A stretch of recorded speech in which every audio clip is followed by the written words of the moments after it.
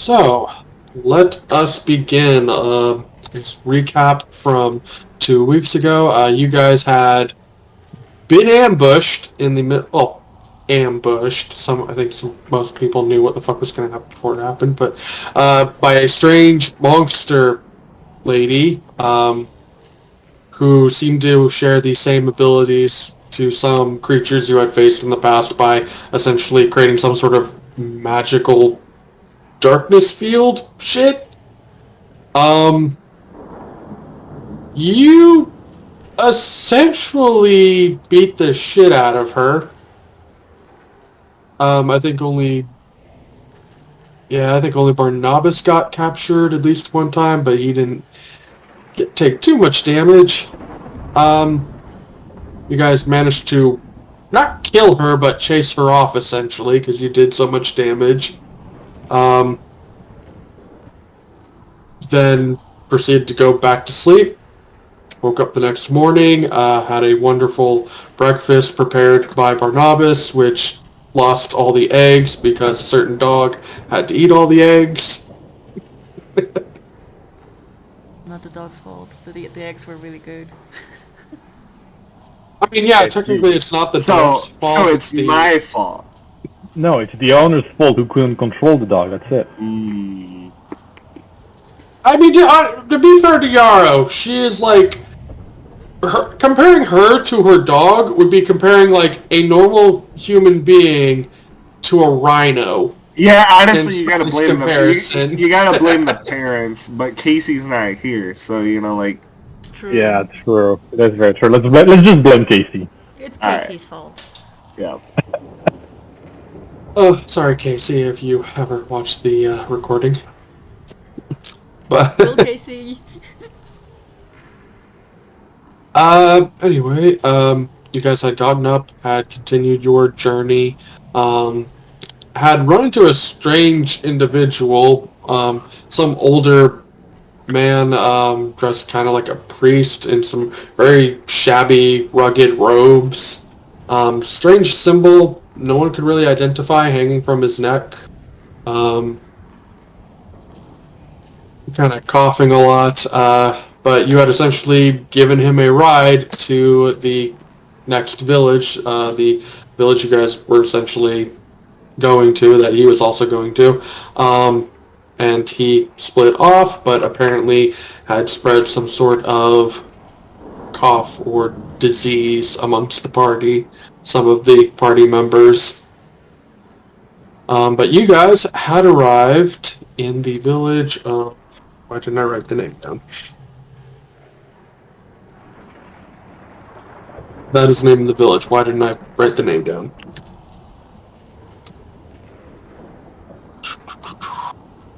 It's Khazad-dûm. Nah, it's not Khazad-dûm.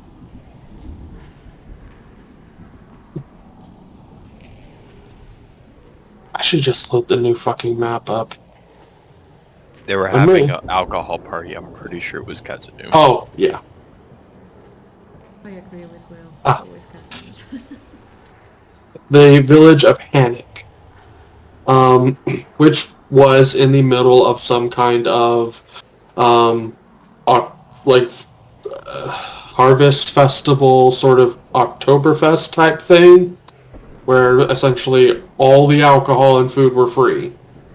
So I'm assuming at least the largest majority of you got super smashed. Or at least a few of you. I don't know how many people in this party drink compared to the other campaign. But, yeah, the festival of Drovnica, or Drovnik. What? Why do I write this fucking shit? No, Yeah, Drovnica. Dude, stick with it. It sounds great. Drovnica. That sounds fucking baller, dude. I love it. I love it. It's more of like how I spelled it that's throwing me off, but yeah. The festival of Drovnica, where you guys had gotten into some games. I believe Barnabas had attempted a strength test type of game where essentially... Totally won. Totally won. You attempted to, as they had set up some sort of seesaw type looking deal with like a heavy rock on one end, and you essentially had to hit the hammer onto the other end to try and flip the rock. and had not done so. No, I did it. I won. Yarrow and Casimir, since Casimir wasn't, in case he wasn't there, both basically went and got to a little shadow puppet show. Learned some interesting stories. Yarrow maybe had like a little second there with a weird voice, but no one else knows that. Nothing to be worried about. I'm just saying, weird voices, very sus. Really, man.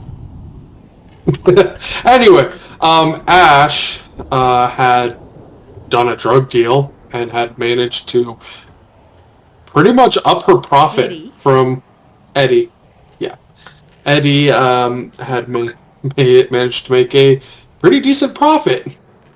Essentially selling like half of what she bought for over what she bought the total for.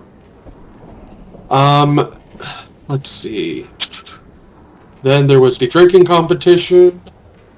Well, actually, that was after the shooting competition, or our little shooting booth that both Atanez and Barnabas had attempted. Atanez did not do so good. I think you only hit the first target. Or did you Yeah, hit- I yeah, only got the first one. and received a little wooden toy that I think you got the duck. I can't remember. I hope you guys wrote down whatever the hell you got. But Barnabas had managed to hit all three targets, winning both a wooden toy, a wool scarf, and the main prize, which was a baby pig. That was handed to him. Then a number of you had also attempted the drinking competition, which unfortunately ended with all of you dropping out due to overindulgence.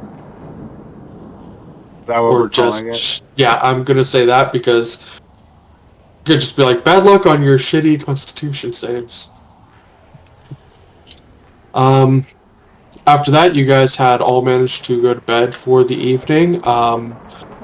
Some shenanigans went on with Namir that night, but no one was around to see any of that. I think that's where... Oh yeah, the next morning, about the only other thing that happened was two shitty-ass guards had knocked on Barnabas' door, saying that he was under arrest for murder, only to have it be a joke. So that was a close one. And that's where we essentially left it. You guys had all woken up the next day, some of you with some hangovers. Yeah. What do you guys want to do? I'm gonna wake up from wherever I slept. I can't even remember. I don't even think I know where I ended up that night after the drinking contest. And I'm gonna look where I could purchase a flask. A flask. Yeah, there's like a general store nearby. You could just get a simple flask. I think it's actually... Is it in the is a flask in the player's handbook? I believe so. I don't think. I'd say maybe? like at most, like depending on what you want to get, you can get like some super cheap thing for maybe like say 10 copper, or like a fancy thing for like 1 silver. I feel like they Yeah, I'll do have give it- something for 2 That's the same copper. amount. I'll get the Maybe fancy more one than for 2. silver. Oh wait, that's the same amount, isn't it? Yep. Oh yeah, here we go. Flask or tankard, 2 copper pieces.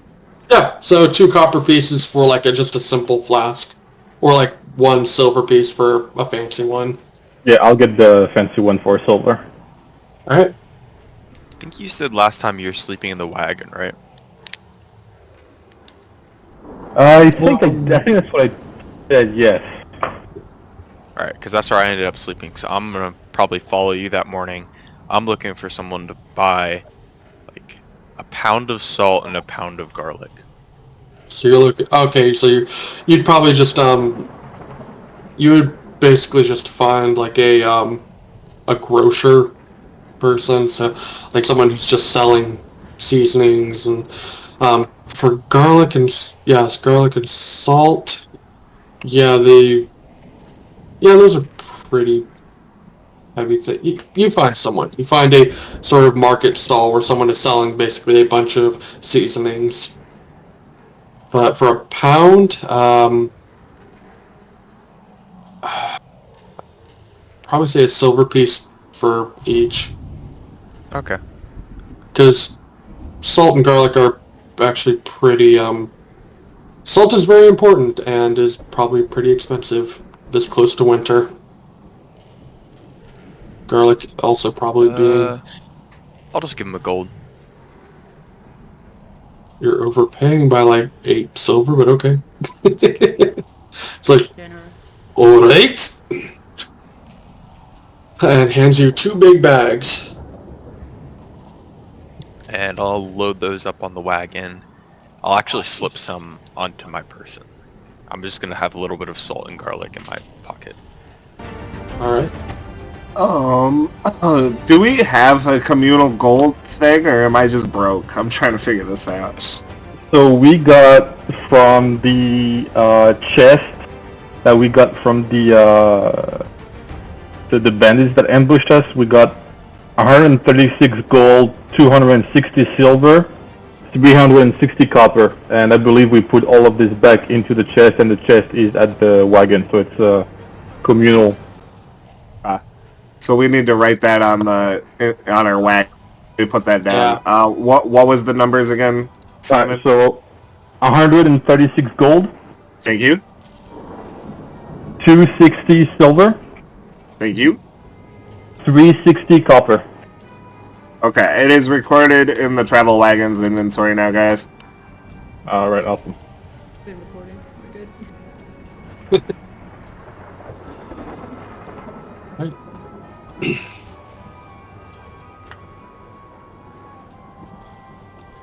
Anything else? I'm not with them, but I do have stuff I want to do too. Alright.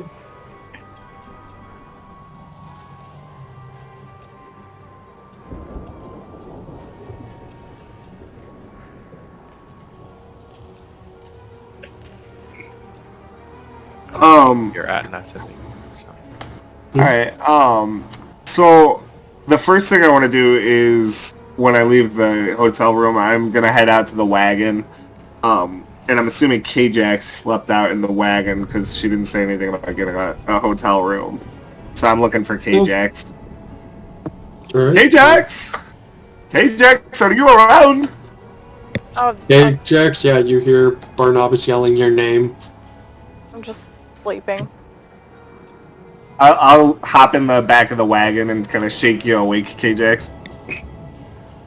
What do you want?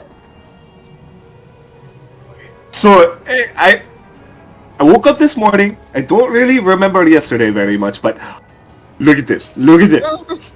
I turn around and I pull out the little piggy. Ooh, that's a nice pig. Where did you get it? I don't know, but he's ours now. I was thinking you could name him if you want. He looks like a Pete, and he's maybe a little. He's a little Pete. Yes, Little Pete. This will be it. All right. So I was just gonna borrow some gold from the chest. I thought we could go into the market and maybe get Pete a collar, and I wanted to see about maybe getting a few goats. I like goat's milk, and you know, more animals can't hurt anything. How many goats? You know, a few. Maybe one. Alright, 3 maybe. Maybe And some one. food, of course. We'll have to get feed. I was thinking if we got the goats and didn't tell anybody until we came back with the goats, I mean, would they really say anything other than yes? So, let's go get some goats. Oh, another I still D&D think price one's the for a best. goat. The best I actually do. I have it open right Ah. now. The D&D price for a goat is 1 gold piece. Alright. Can get a 200 goat army for 200. I know. I was thinking we could get a fuckload of goats. I wouldn't really call it an army, more like a herd. Listen, their challenge Oh, rating fuck. 0, so you can get a lot of them together, but they're still gonna suck.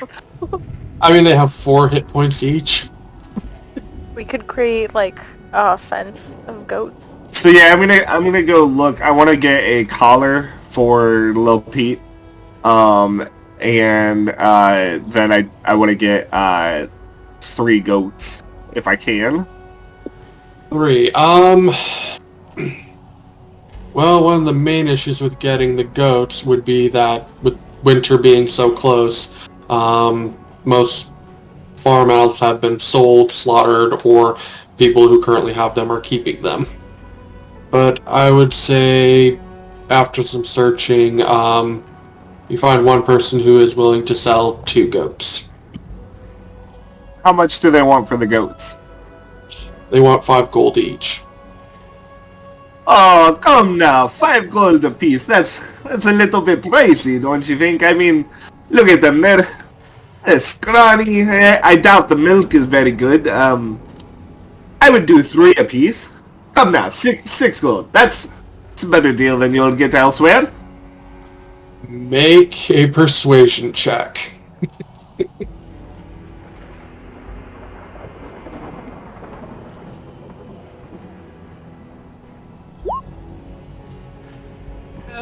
Sorry, but this late in the season, that is best offer I can make. I guess I'll only be able to afford the 1 goat then. Alright. There is a sort of like gray-haired goat, and then there is a sort of darker brown-haired goat. Take the darker brown-haired goat. I also want to take note, this guy, am I at his farm right now? I'd say it's less of a farm and more that you found someone who just happens to like have a little pen with 2 goats in the back, maybe for like his own personal, like, I don't know, he milks them or what. Are they like attached to something? They're in a pen. It's probably a bad idea to steal the goat. I'm actually, as I'm like, I've got the goat that I bought. Like, K-Jax and I have probably been making like eyes at each other and like looking at the pen and like look.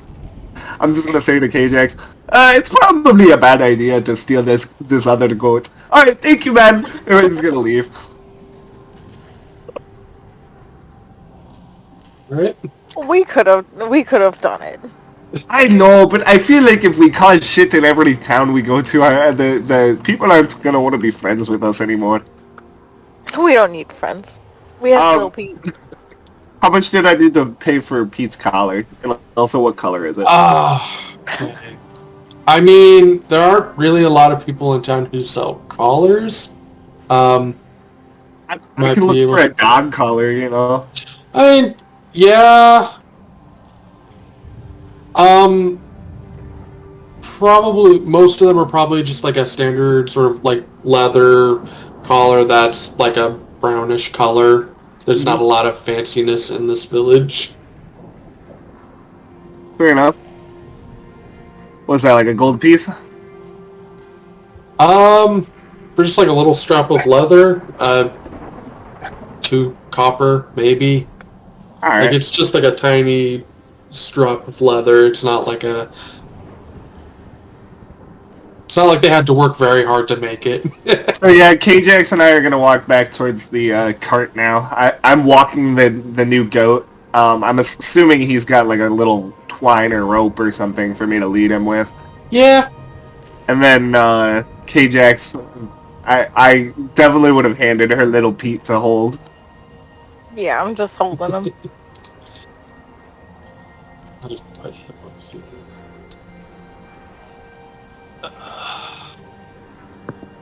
Make you guys a copy, because now I gotta add a freaking goat into your shit. I just want to say a hooded lantern costs 4 more gold pieces than a goat. Yeah.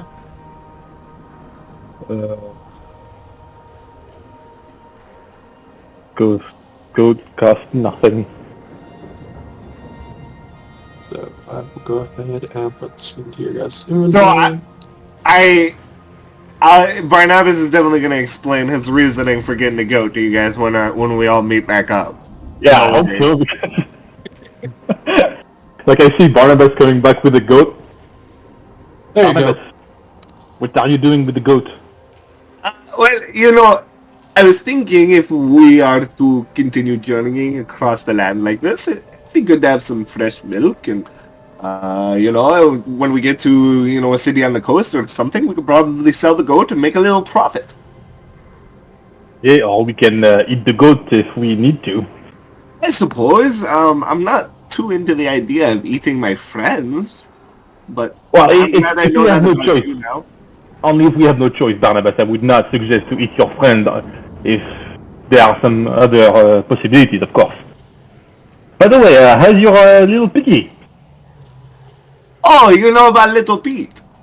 Well, you don't remember winning it at the shooting contest last night? Oh, that makes sense that I won it. No, I don't remember though. Actually, come to mention it, I'm gonna kind of look around. Is there like a stick lying around on the ground at all by where we're at? I mean, you look around, there's like some sticks, yeah.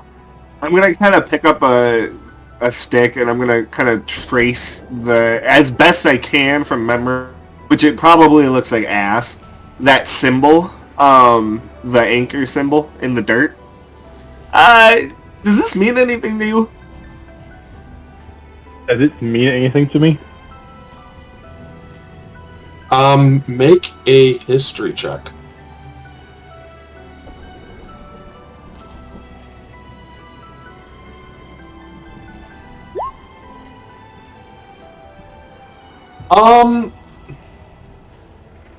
Yeah, it wouldn't be too complicated. Yeah, Barnabas just rolled like a straight 0, that's why he couldn't figure it out. The symbol of the anchor, well, it's basically just like a, it's a symbol for a shipwright, essentially. Some kind of like shipbuilder. It's like basically the symbol for the shipwrights guild.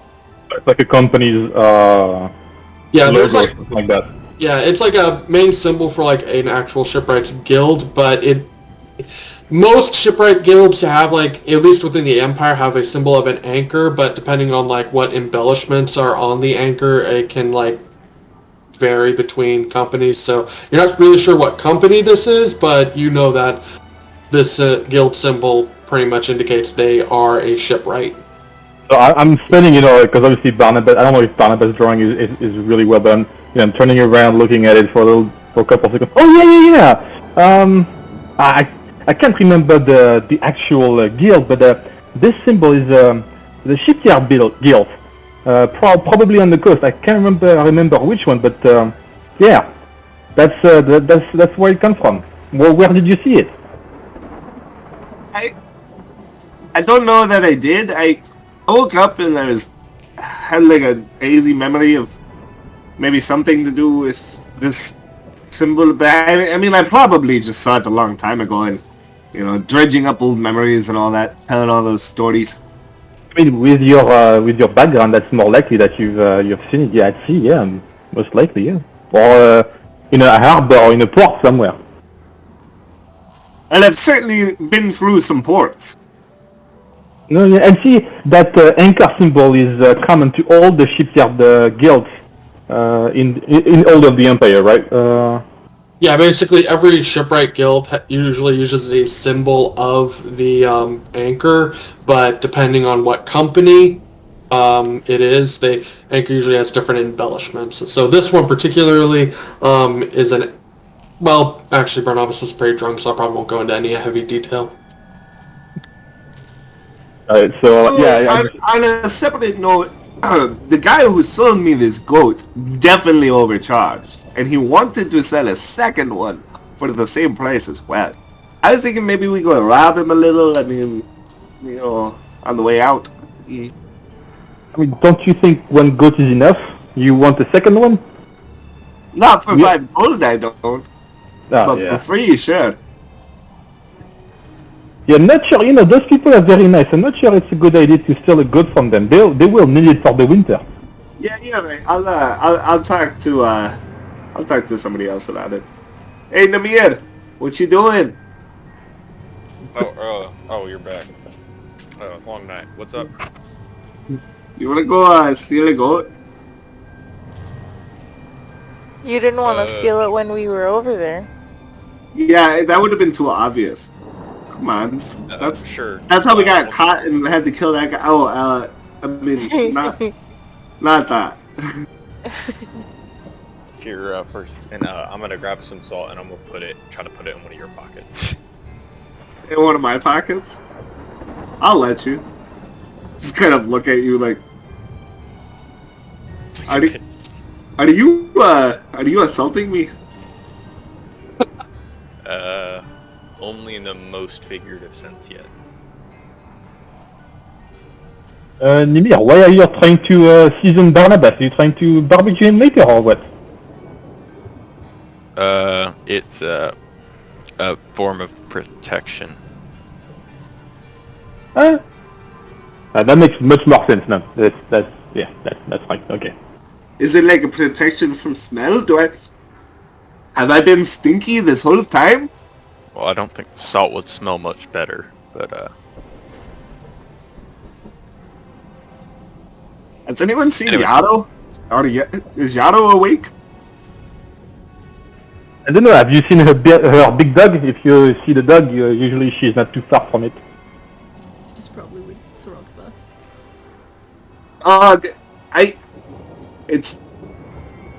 It upsets me.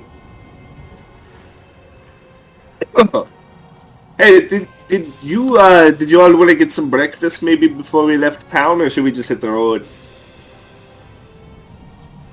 Breakfast sounds nice. I thought we didn't. yeah, I have would have enough loved some breakfast. eggs the other day. Oh, Yato, there you are. What was that? I thought we didn't have enough for breakfast because of the dog. Oh no, I mean that was we don't have enough to cook the breakfast, but I'm sure they have a tavern or something around here. You could get some morning whiskey and the like. Isn't it a bit too early to start drinking Barnabas? Maybe for me, but not for Namir. I mean, look at him; he's practically shaking already. Yeah, by the way, I might take a little bit of gold out of the group fund just for some personal alcohol. Yeah, 6 that's glass just isn't gonna last. Well, since this is the start of a new day, I need Atanas, Namir. Casimir has probably not shown up yet. Actually, Casimir, I'll have them do it maybe later. But Namir, Atanas, and K-Jax, I need you all to make Constitution saving throws. Me too? Damn it. Yeah. Good COVID. Oh boy. Oh, you got extra COVID. Ooh. So, Kristen, you actually... Or no, that's for poison, not for disease. Atanas and Kristen, both of you have caught the bug. So, do a roll here real quick for Atanas. Oh god! 12 days. Atanas. You have this cough. How did I get it? I coughed on you like really hard while we were talking. I'm a Ajax. anti-masker. Ajax, you only have 4 days. Probably been coughing Like on the directly little into your pig. mouth. Yeah. Everyone's touching the little pig. So I'm gonna put it in here. So Atanas has 12.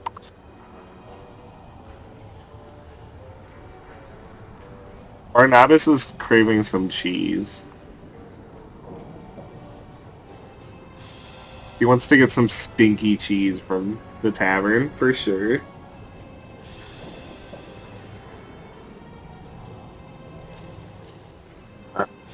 So, Yarrow, just so you know, you have 7 days left with your disease.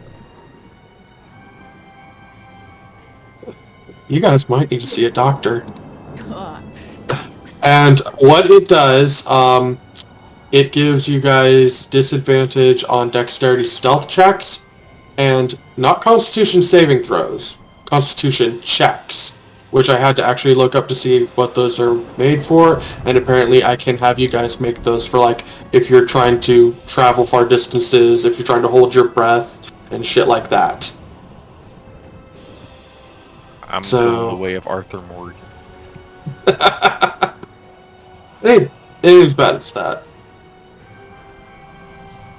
The super annoying part, though, is that when it's over, you only have immunity to it for 24 hours.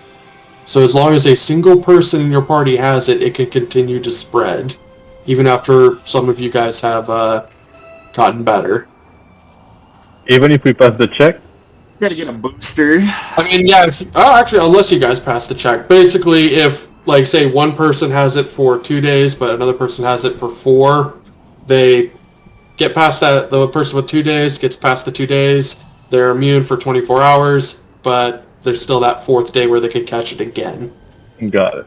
Great. So, you guys have the least deadliest on this list of diseases I got, but the most annoying.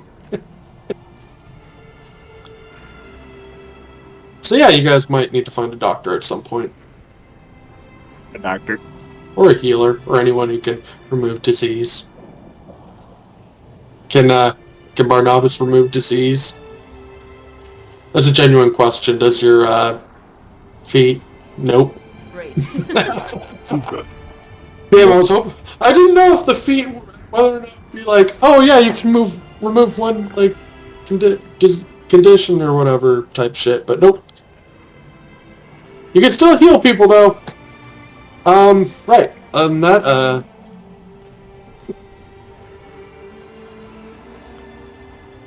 Alright, anything else you guys want to do in this town? Let's get breakfast. Steal a pig. It's a Wait, goat. what? Goat. You're gonna Oh yeah, goat. You're gonna steal the goat? What? I was Oh, more you or less guys are gonna kidding try to you. steal the blind goat. Okay. It was kind of in the middle of town. I think if we stole it, we might get in trouble. Well, we're leaving. I'll never come back to this show. Wait, Atanaz, can you use your connections with the Inquisition to procure the second goat?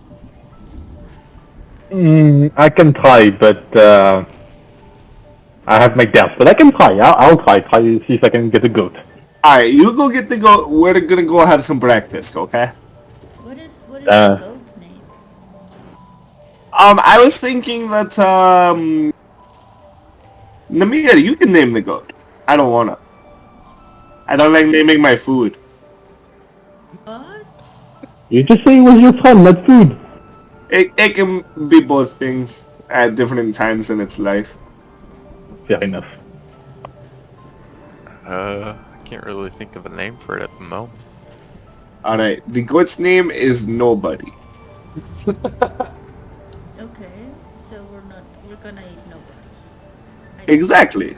In this group, we Nobody. Wait, I'm confused. Okay. I'm not gonna eat the goat. What? No, Yano, we don't eat anybody. Okay, because we eat nobody. No, we don't eat nobody. This is too confusing. I'm gonna go play with Rockwell. Ready? I'm gonna go to the tavern and eat nobody. Are you actually gonna try to eat the goat? Or you No, I'm just gonna go to the tavern and not eat people. Yeah, I also will go to the tavern and have some cheese and water. Some hard Which- bread. There are plenty of, as there are a lot of people in the tavern with a lot of water. As most of this town is hung over from last night's I'm big gonna come into the bash. tavern really loud. As you do. Make a dexterity saving throw. No, I was kidding. I was kidding. Well, you're just gonna have to dodge like half a dozen flying utensils. That's how I lose my second eye. Yep. Oh. Yeah, you guys go to the tavern. It costs like, well, the water's free, and they give you like water and like a piece of bread for free. They're pretty much doing that with everyone, as a lot of people are hungover. But it'd be like a copper piece for like just a simple breakfast, Does that include a which piece of is yeah, there's like a hunk of cheese, some egg, and like maybe like a slab of bacon. How much I'm gonna just 4 flasks stuff of it all in my mouth. What, Namir? I will go Or with flask him as whiskey. well. What was that, K-Jax? Oh, I just said I was gonna be going with him as well. Okay. 4 flasks of whiskey. Dear God, what was that price again? 1 second. 2 I'll have copper it. pieces. For a flask of whiskey? Or for a flask. I think for an empty one.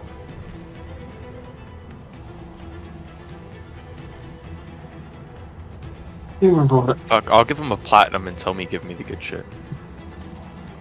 Alright, you get 4 very expensive bottles of whiskey. They are unlabeled. I'll hand him a copper and tell me to get me the cheapest whiskey he can. For some reason, I can only hear you through, Kristen's Yes. mic. Yes. Okay. He's Yeah, right next to Kristen. I'm on the couch. Yeah. It's doing stuff. I don't want to know. Nothing Anyway. illegal. What'd you want? Like a drink? Whatever. Sorry, Sorry, I'm here. Okay, copper. I just wanted I wanted to get some whiskey. I was kind of making a joke because Namir handed him platinum and said get the good shit, so I handed him a copper and said get the bad shit. Oh, yeah. You, like, get a flask of whiskey that is very clear looking. Your whiskey. Ew. Alright, well that's fair. Yeah, you down it, it's just like, there's a little slight taste of whiskey, but it seems to be extremely watered down whiskey. Probably what I need this morning. Yeah.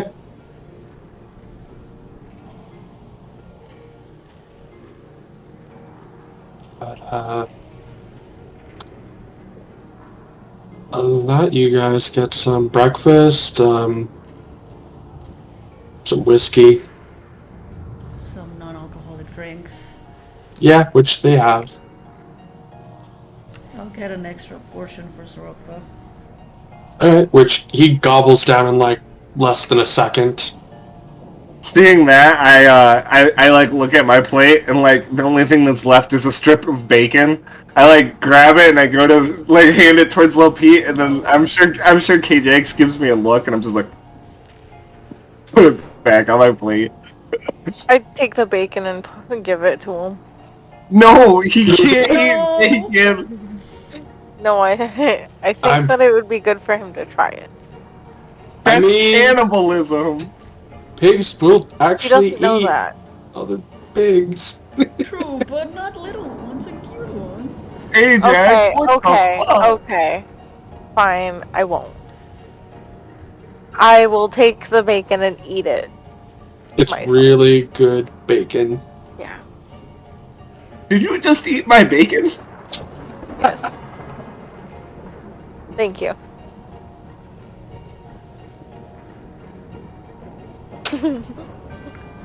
Ruined my whole day. I thought you just wanted cheese. I'll give him my cheese. Alright, that kinda makes up for it. Were we allowed to bring the goat inside? Fuck no. The little baby pig, sure, but the the goat, they pig? were like, oh no, you tie that thing outside.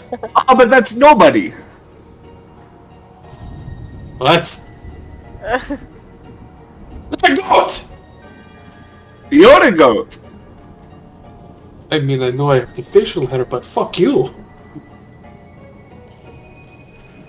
Go ahead and sit down. Alright, yeah, once I'm done with breakfast, I'll head back out to the wagon to get ready to leave. Alright, does anyone else want to do anything else in this town? Not really. Alright. Simon? I'm gonna try to see if I can get that second goat. Alright.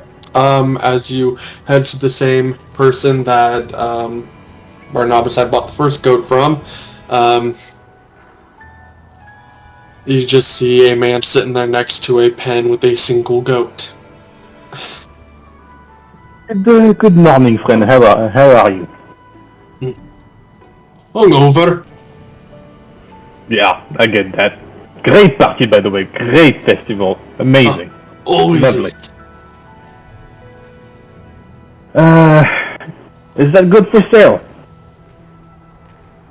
Aye. For the right price. How much are you asking? 8 gold. 8 gold. It's Yeah, the like- last one in the entire town. No, that's fine.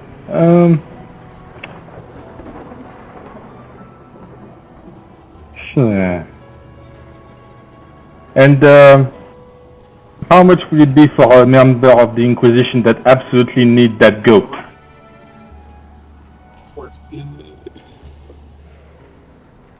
Make a persuasion check. Inquisition, 10 gold. That's what I was expecting. I mean, depending on how this roll goes. Persuasion, you said, right? Yep. Yeah. 6 gold. And why did you sell your goat for 5 gold to my friend over there? Because at time I had 2 goats for sale. Now I only have 1 goat for sale. So if you absolutely need that goat, why are you selling it? I never said I needed it. Fair enough. That was an assumption on my part. It is a goat for sale. Don't you think 6 gold is a bit too much to ask for a goat? I mean, I am only person in town selling one. So, seller's market. No, fair enough. You know what? I'm not And gonna you are talk the this. second person to ask for a goat today, so obviously there is a market. Well, I don't know what happened to the first person, but I was just trying to see if there was some more goat available, but this is not gonna work out for me, so thank you very much for your day, sir, and stay warm. Have a good day.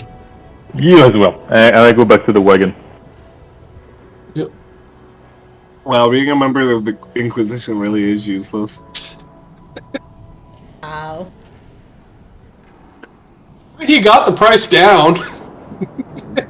Down to over what it was Yeah. for me. Yeah. Put that Again, down. only guy in town selling a goat.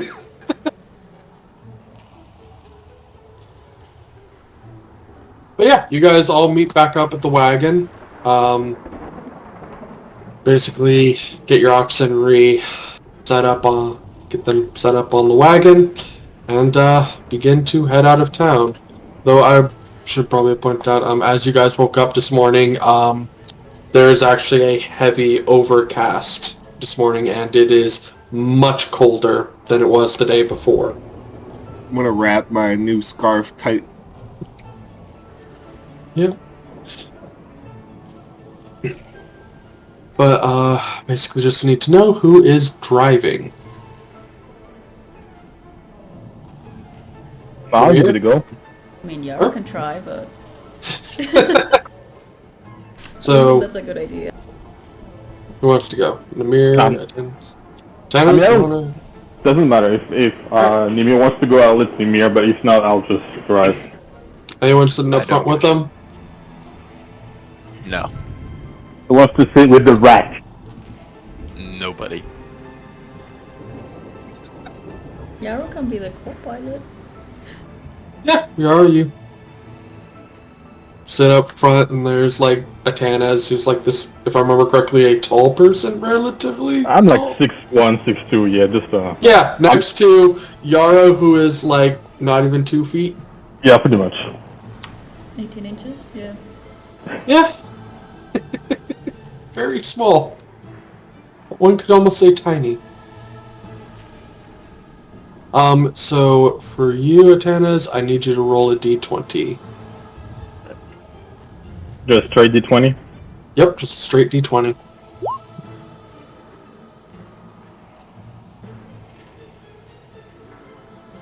Alright, let's see here. Ooh, okay, that's a fun one. So, as you guys continue to move on through your day, you are starting to leave the sort of valley portion of this area, and you are starting to head up more like hilly and inclined region, as essentially to your kind of like southwest you can see sticking out of the ground in the distance the rocky peaks of the Titan Spine, and you can begin to see to the northeast of you the snow-capped peaks of the Worm's Tail Mountains. But yeah, I can't believe you guys will. I mean, Ken still has his thing for direction, right? Oh yeah, and it's still pointing him in the Got it. same down the same road path that you guys are. I can't see a good half of the map. Or Oh yeah, half of the it's big. taken up with a giant angry pig. Oh, he's not. I wouldn't say angry. angry, just cute. Slater Lil Pete like that. So, Eat him when he's big. as you guys continue to travel, I would say maybe a few hours, kind of like getting closer to noon, as you guys, after all your business, probably left somewhere around 9-ish this morning, sometime around afternoon. You begin to head into a more hilly area. There's a lot more like trees beginning to grow. You're seeing less farms now. But as you sort of begin to go around this large hill that you guys, the road for some reason is just swerving around, you hear the sound of a gunshot. It wasn't me. Oh shit! Um, It wasn't me.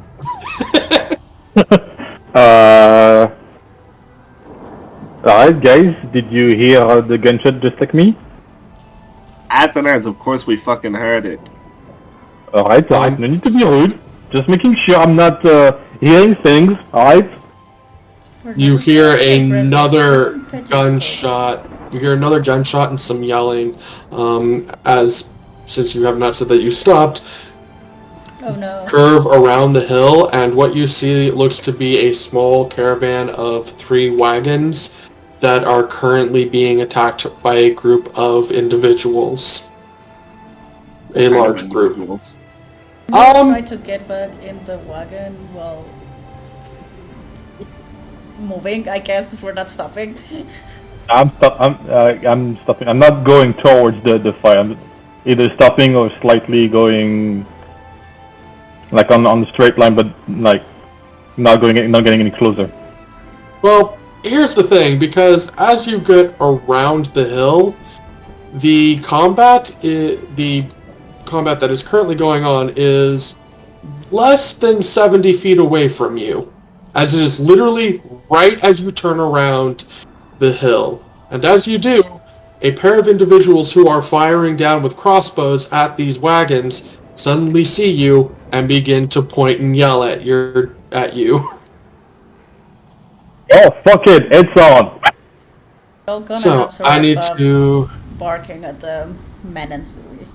Like sort of I need to readjust who is going to be in the front here. Who's in the back of the wagon? In the back with Lil Pete. All right. So Did Eddie you will. just chomp me? What's that about, Misty? Hmm? Sorry, I was He talking to my hungry. cat. Ow. Hey. He wants Oh, attention. kitty. Yeah, let's put him there for now because I can't see it. All right. So I'm going to move you guys to the map. Nope. Wait. As you guys turn around the corner and see 3 wagons getting attacked. And I need to set everything up for this. Fast. So as you guys turn the corner, guards are yelling at 2 individuals over here have spotted you and have pointed you out. And I need everyone to roll initiative. As I need to start.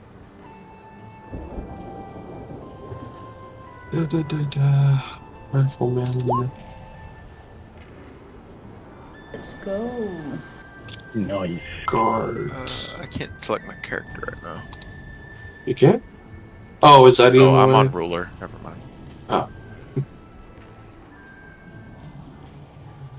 Oh, this has a lot of NPCs.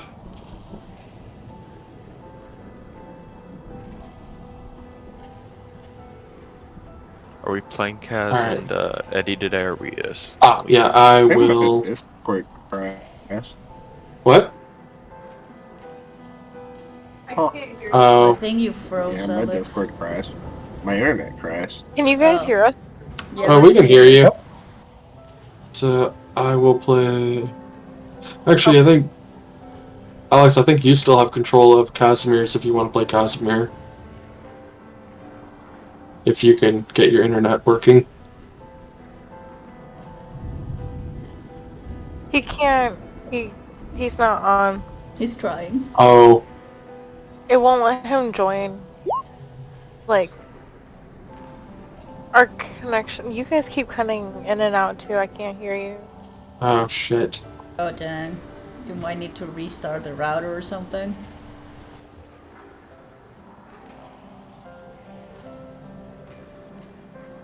I had the worst time.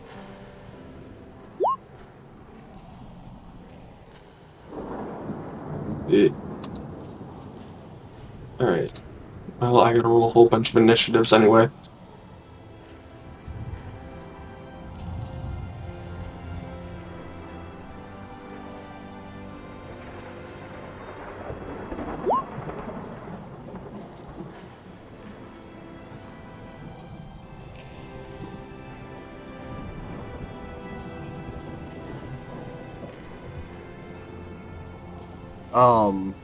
Can you guys hear me? Yes. Yes. Yep. Hey, cool.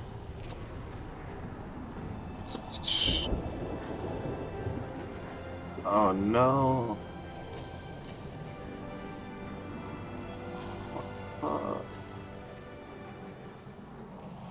Sorry. What about the recording? The recording's fine. The recording doesn't rely on internet.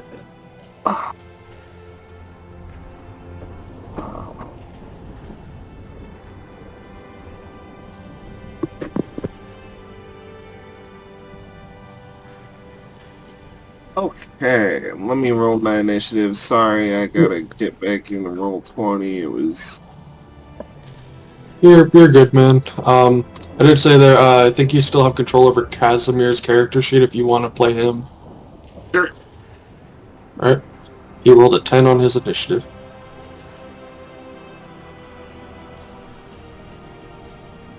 Yeah.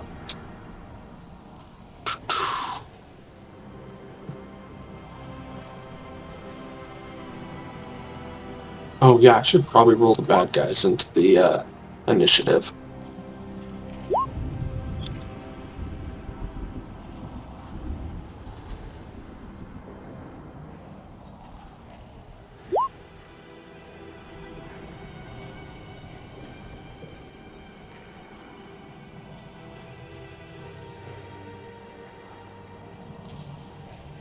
Okay.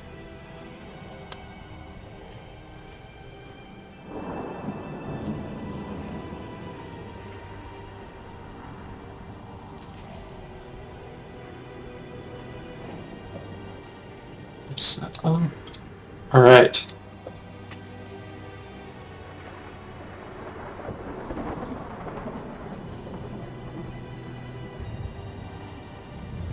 Okay, yeah, everyone's set to go? I think so. Yep. I think I got all Alright. my shit. Right, from descending and... Oh, it's actually the riflemen who go first. So, as you guys round the corner, 3 individuals who seem to be with the caravan are essentially... You see them with these, like, sort of musket rifles, and they actually look around the wagons and attempt to shoot some of these attackers. So...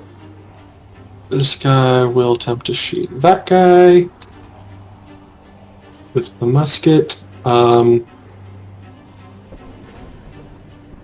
he rolled an 8, so that is not a burst, but yeah, that's still... Oh, shit, yeah, he just, like, straight up, like, fires and kills this guy. Damn, that is a lot of damage. This guy's going to attack that guy. Hope I didn't make these guys too powerful. Which I believe... Yep, that is also hit. This guy just gets shot in the shoulder. And this final guy is going to attack this guy. Yeah, but misses as the gun just fires out. After them, Barnabas, you're up.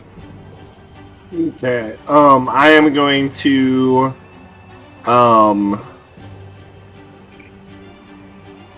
I'm gonna stay in the wagon.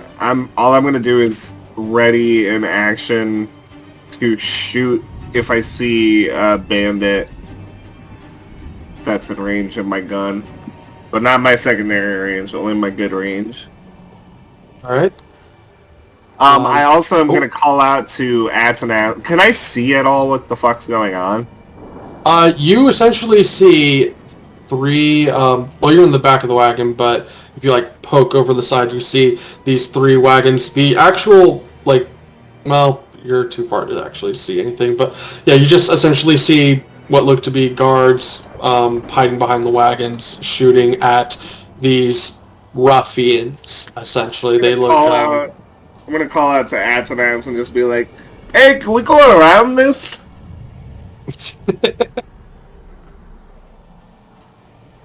That's it for me. Alright, Namir, you're up. Alright, sorry, I was trying to vision. I don't know if he's within eyesight. Is the thing. I'd say he has... That's more like shrubbery. I would say he has about half cover from you. Alright, well, I'll go ahead and hex him then. And Alright. fuck it, I'll shoot a crossbow shot with disadvantage. Okay.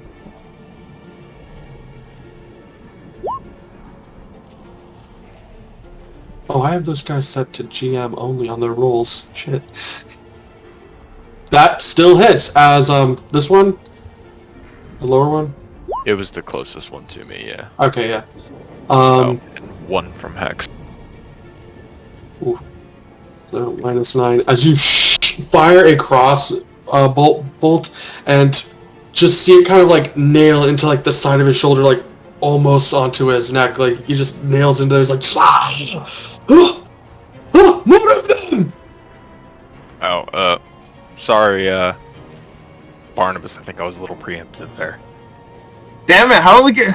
Now they're gonna chase us! Yeah. Not if we ride fast. Alright, that's it for me. Alright, KJax, you're up.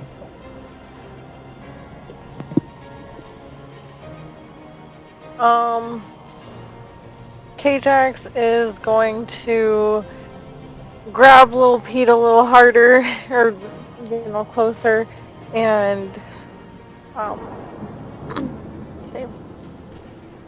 guys, make sure nothing happens to this little pig. And, yeah, that's it for now. Alright, Tanaz, you're up. Alright. As one of your party members has fired upon these guys. Oh god. What's the movement speed on those oxen? 30 feet. Oxen are not fast. God damn it. Technically, Bartok is faster. Are they able to dash the oxen? Yes. Go around them. Like,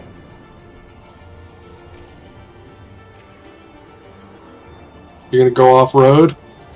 yeah, I don't think I want to go out with the oxen. I mean, if you're gonna go off-road with anything, it would be an oxen.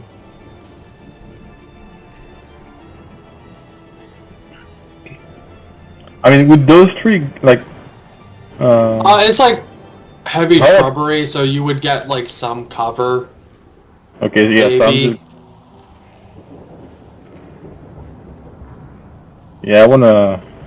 I'm gonna try to dash and move in like right here. Alright, so... Out there? Yeah. Alright. As Actually,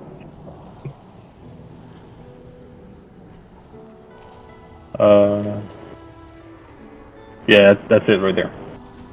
Alright, you guys all hang on as Atanas. It is an action to get them to move, by the way, so... Yeah. As you, Atanas moves the wagon even closer to this firefight.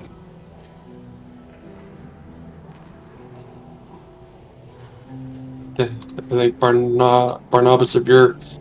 Oh, no, that's about 40 feet.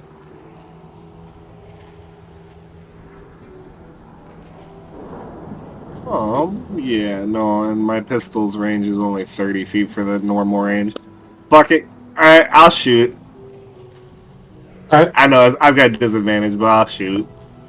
Since Namir already shot, I might as well.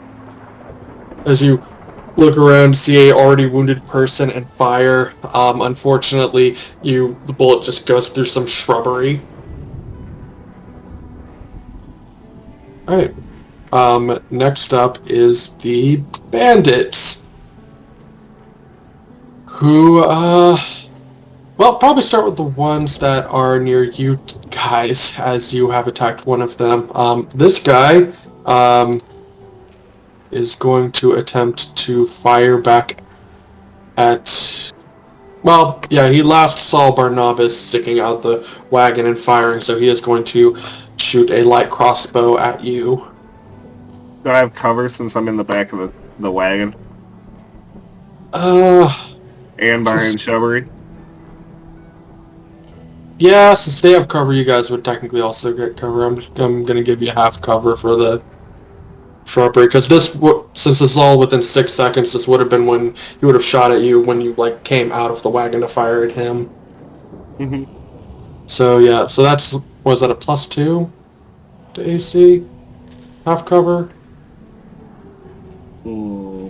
I think half cover is... I don't remember. I think it's +5. Fairly certain it's 2 and 5. I think 3/4 is 5. Yeah. A half cover is 2. Yeah, +2, you're right. Yeah. So, +2 to whatever you currently have. So an 18. Ooh, okay. Bandit. Light crossbow. Oh, you're definitely within 80 feet. Which he misses by 1 as he attempts to fire out, but you duck back into the wagon just in time as the bolt goes past your head. The second one is going to attempt to shoot at Atanas, who's like up on the wagon and not really behind any cover. God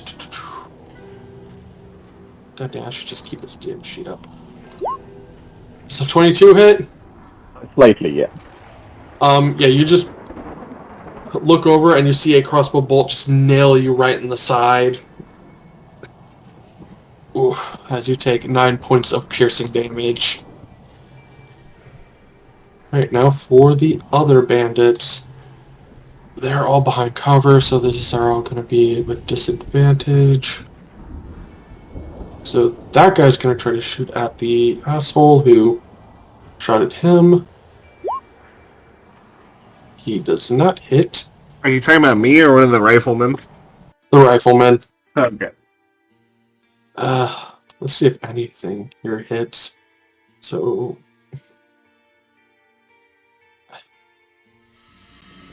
this guy's gonna shoot him. Alright, that does hit for 9 points of damage on this guard, who is not dead. Okay, they have more hit points than I thought.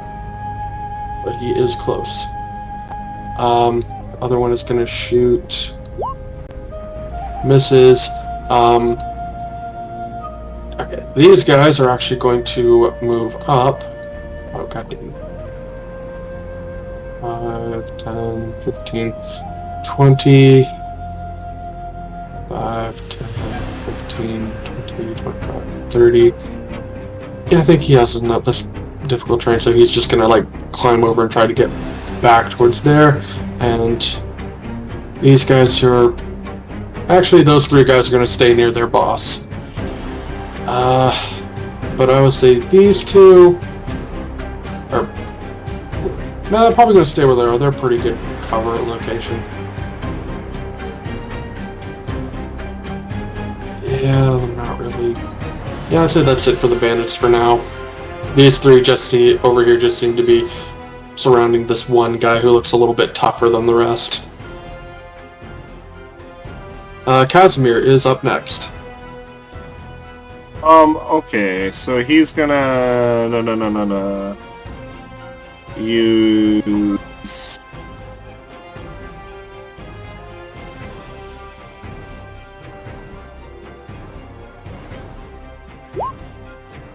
to Kate on the middle of the guys over here. I imagine Casimir would be very concerned about protecting the innocents, so he probably says some shit in Latin and then summons up a big cloud of fog to guard them against attacks so that the bandits can't see. So it'd be 40. Centered it on this fat guy here. 20, 25, 30, 35, 40. Alright, that should be... God damn it. Why can't I click on this fucking circle? I hate this. I hate it when it does this. There we go. Damn it, no. There you are. Okay, centered on the big guy. Yep. Did I make it a little too big? Yeah, it's 25. I'll lower it just by like 5 feet. There we go. Okay, I'll bring that side in now. I should help protect them from some of the arrows, and that is all Casimir is going to do. Actually, I imagine he would also probably tell Yarrow to get in the back of the cart. And that's it for Casimir.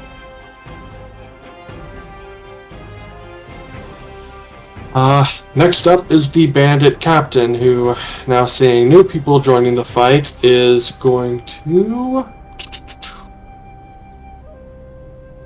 Oh no, he doesn't have a whole thing where he can order people. Damn. He must be a different guy. Yeah, seeing the big fucking cloud of fog, they are essentially just going to stay where they are and pretty much hold an attack for if anyone gets close. But he will yell out some orders to have his other men rush in. Next up is the guards, and let's see, this one's gonna move into the cloud because he last saw a bandit right here, and with disadvantage he's going to try to hit this bandit with his spear with one hand because I think he has a shield. Yeah, he does have a shield, but does not hit him. And the others are essentially just holding position as they do not have, any real range. This seems to be a very range-based assault. Yarrow, you are up next. Okay, I got a question. So I'm sitting on the chair, right? Yep. Can I climb on top of the wagon? And Um, hopefully see... On top of like the Better. tarp? Yeah. I mean, it's not... You are very light because you are very small, but it is also not technically constructed to hold weight. I mean, I could try. I would say, yeah, I say you could try. It would be kind of hard to climb. But I would say go ahead and make a this would be athletics. Not trying. acrobatics? Acrobatics is more like flips and like landing and stuff. Okay. Athletics is more of like raw climbing. Okay, you essentially use your movement, but yeah, you managed to climb onto the top of the wagon. Great. So I assume I can see this guy better. Yeah, they no longer have that half cover. Okay, I'm gonna shoot him with pommel stone, hopefully. God damn it. 1 point of bludgeoning, but yeah, that does hit him as what does that spell do? Just throw a little rock? I create a stone and hurl it against the target. Yeah, as he just gets slammed in the forehead by a stone, he's like, Also, on his next attack or ability check, he needs to roll a d4 and subtract it. alright. Anything else? It's pretty badass, actually. Yeah, actually, it's pretty I say to Casimir, I think we're good because Satanas is gonna get us away. I'm just gonna stay up here and I'm just gonna kill them. Alright, next up is this guy, and you guys don't see what he does because they are in a fog cloud. Next up is Eddie. So Eddie, kind of just hiding in the wagon, not really knowing what to do, sees that Atana has got hit and is just going to use a bonus action to use Bardic Inspiration and be like, "You got this, buddy!" So you have a Seems Bardic what Eddie Inspiration. would do. Perfect. Yeah. Perfect Eddie roleplay. So Atanas, you have a Bardic Inspiration. Alright, awesome. Next up are the Riflemen, which this guy, seeing that this guy is heavily injured, is going to move about 5 feet, and, well, actually that guy's behind cover, he'd have a better shot at that guy. He's going to try to shoot that other guy. Which does hit as this guy's rifle goes off and nails this guy, like, right in the ribs, and he kind of, like, holding his stomach as he got a gut wound. Then he's going to move back behind cover. This guy in the fog cloud doesn't... You guys don't really see what he does. The other one, he is... Let's see, I gave him a... Yeah, he's going to draw his short sword and try to stab the guy in front of him with disadvantage because of the fog. Which he does hit, and... Yeah, you guys don't see what happens. Alright, back to Barnabas. I'm gonna call out to Atanas. Atanas, you're in charge! Are we staying? Are we fighting? Or are we going? Oh, we are leaving. I'm not putting you guys in danger. I'm just gonna go on that fuckfest and we are going out of here. Alright, I'm gonna stay in the back of the cart then, and I'm just gonna lean around and shoot at this guy. With disadvantage, of course.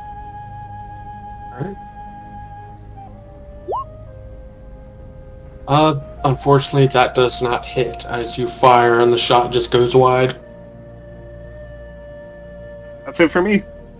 Alright, Namir, you are up.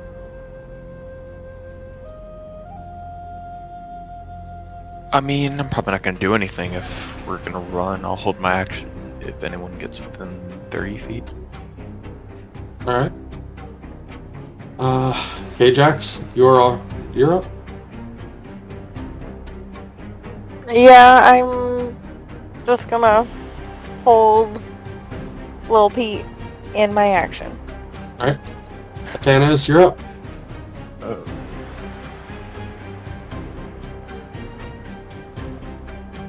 Yeah, I'm gonna move right there. 60 feet. Alright. Actually, can I go into the fog? Fog. I'm gonna go through the fog and... I would Yeah, right. say... You know yeah, what? you could just go through the fog. Yeah, you and then end up might right there. get a little close. Like you don't really see too well when you're going through the fog. Never mind. You just go where we were. Like the wagon completely out of the fog. Yeah, that's fine. Right there. Alright. Anything else? Nah, that's it for me right now.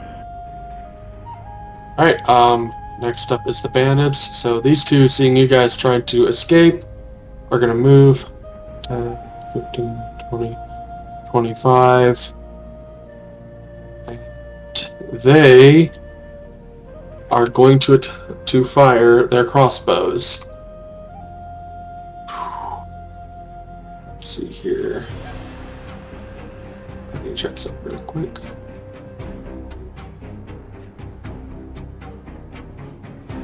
Okay. So, they're gonna fire twice. See, yeah, each. That's the captain, bandits.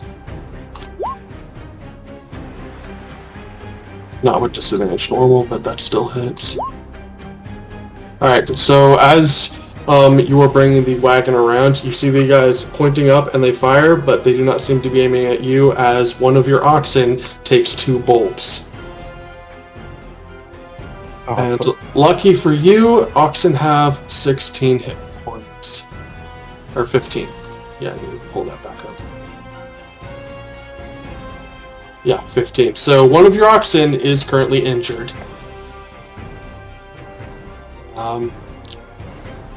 These two over here, not wanting you guys to get the fuck away, are gonna run forward. 5, 10, 15, 20, 25, yeah, with disadvantage, they're gonna shoot through that fucking cloud and try to hit someone. I would say, well, actually, they have no target, so yeah, I guess they really wouldn't be able to do anything, but they're essentially they're gonna dash and try to get around to the other side.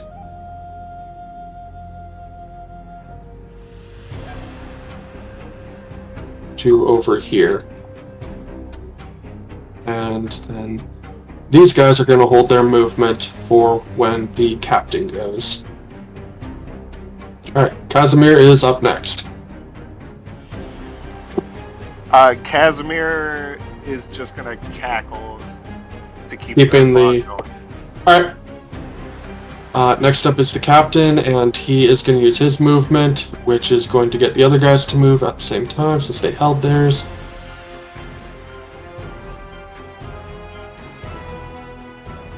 They seem to be moving around the front, as that appears to be where you guys are going. Next up are the guards, and mostly that guard's just going to try and stab that guy.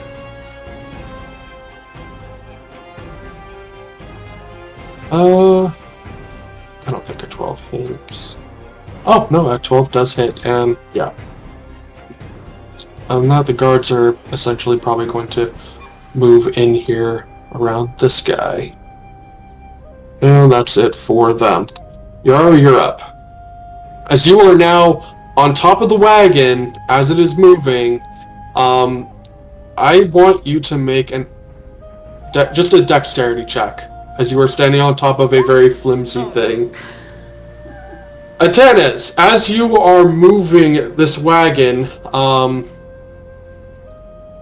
you know what? I don't even... You wouldn't really... You would hear a little scream from the top of the wagon as Yarrow flies off. Oh, god damn it. Say since the wagon was moving... Yeah, with that, you fall off and are knocked prone. Ah, fuck. Why would you go on top of the wagon? You know, since he was moving, it probably would have happened. Yeah, I'm gonna say with that roll that low, you're gonna... As the wagon was moving, you would have, like, fallen, and you're probably gonna be about 15 feet back from where you... Yeah, roughly about there. From when you fell off. You are currently prone on the ground. You still have 15 feet of movement. I stand up. Alright. Anything else? Atanas! There's a big fog cloud between you and any of these guys, so... Casimir! Oh my god, I fell! And I'm gonna try to get my dog's attention so I can at least catch up to the wagon. Actually, he does go right after you, so I should probably bring him in. Yeah, he's probably going to jump right out of the wagon after you, but I just need you to roll a dexterity check for him. Well, this would be acrobatics for him as he is trying to jump off a moving wagon. Acrobatics is dex. Yep. Alright, so you rolled well enough that he essentially jumped off, like, right where you landed. Good boy. That's it. That's all I can do. I just stay with him. Next up is that guy, and he is going to, probably... Well, he would have seen you guys moving by. He's gonna be like, some help would be appreciated! Thank you! Some coin would be appreciated, thank you. 200 if you help! Alright guys, we're staying. I knew it. Alright, next up is Eddie, who is... Probably gives me some shit for saying that we're staying. Why are we saying we should just go? Yeah, he already gave Atana's inspiration, so can't really do anything. He's just going to continue to hide in the wagon. Next up is the rifleman, and this guy's actually going to go over here and attempt to fire upon this guy who looks like he's almost dead. Normal roll with his musket, hits, and another one of the bandits lies dead. This guy's going to attempt to stab the bandit near him with his short sword that he has out, and yep, that bandit also dies in the fog, out of sight. That is their turn, as the other one is staying near his boss.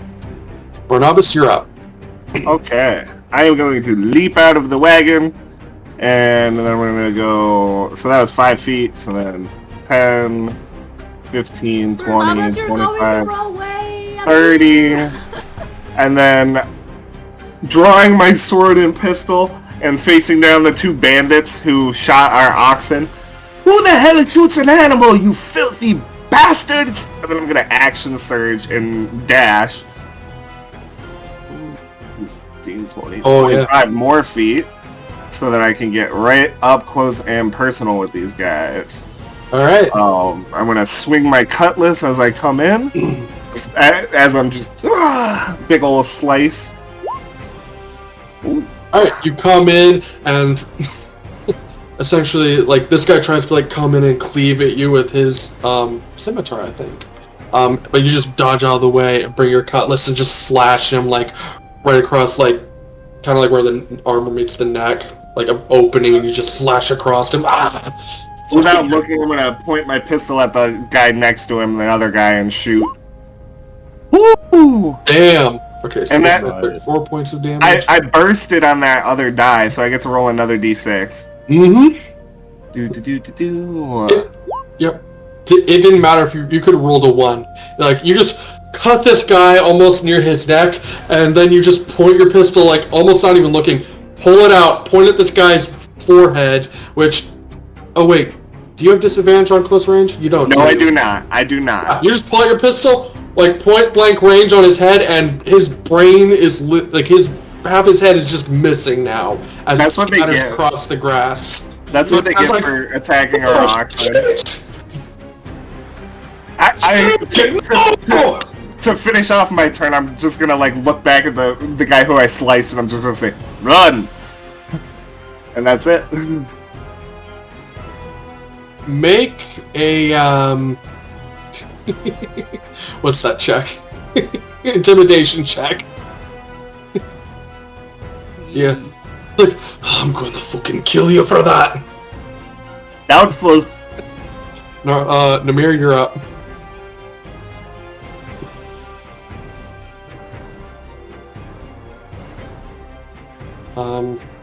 Oh shit, I should have had you make a dexterity or an acrobatics check when you jumped off the wagon, Barnabas, but we already went too far. I'm not going to roll it back that far. But Namir, I will make... Yeah, I will have you do it. Athletics? Acrobatics.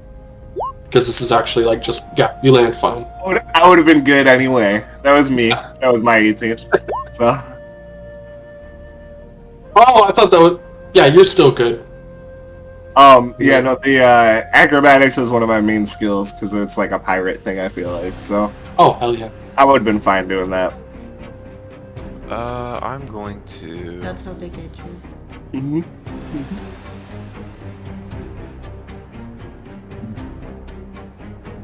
Yeah, I'll put Create Bonfire on him. On this guy? Yeah. Alright, and he makes that save at the beginning of his next turn? Start. Post it. Yeah, start, beginning, save. Well, but it makes the save when it Oh, goes for the into first face for time. the first time, which would count Okay, as right yeah. now. Alright, so he is gonna make a dex save. That's a DC 13. Which he does not make. Too busy being a bitch. Roll 1d8. It's already there, so 4. Oh, 4? Alright. As Barnabas, as you're standing there, suddenly a bonfire erupts around this guy. It's like, Should have run. I told you. still alive though, but in great pain. And, Good news is the wound around his neck is cauterized. I'll move my hex to him too. All right. Next up is K-Jax. Okay, so I'm gonna put Lil Pete down. He will be safe. Oh yeah, he's in the full Okay. cover in the back of a wagon. Dang. 35. Yeah. 50. Oh wait, where am I going? Oh, as you jump off the wagon, make an acrobatics check. Sounds good.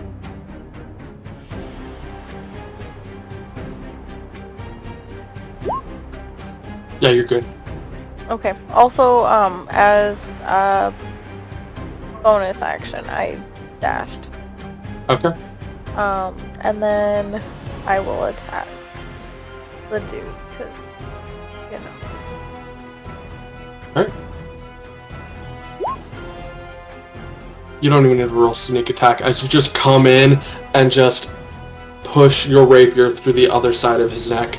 Stick it outside. It's just on fire, a slash across one neck, and then suddenly you come in and just pierce him through the neck with the rapier. He's like, and he just falls to the ground and is roasting on an open fire. I'm gonna yell out, "That's what's gonna happen to anyone who attacks our animals!" You guys should run. And that's it. Considering what just fucking happened, Barnabas, make a intimidation check. Do I get help from K-Jax? Yeah, I'd say with the advantage, because,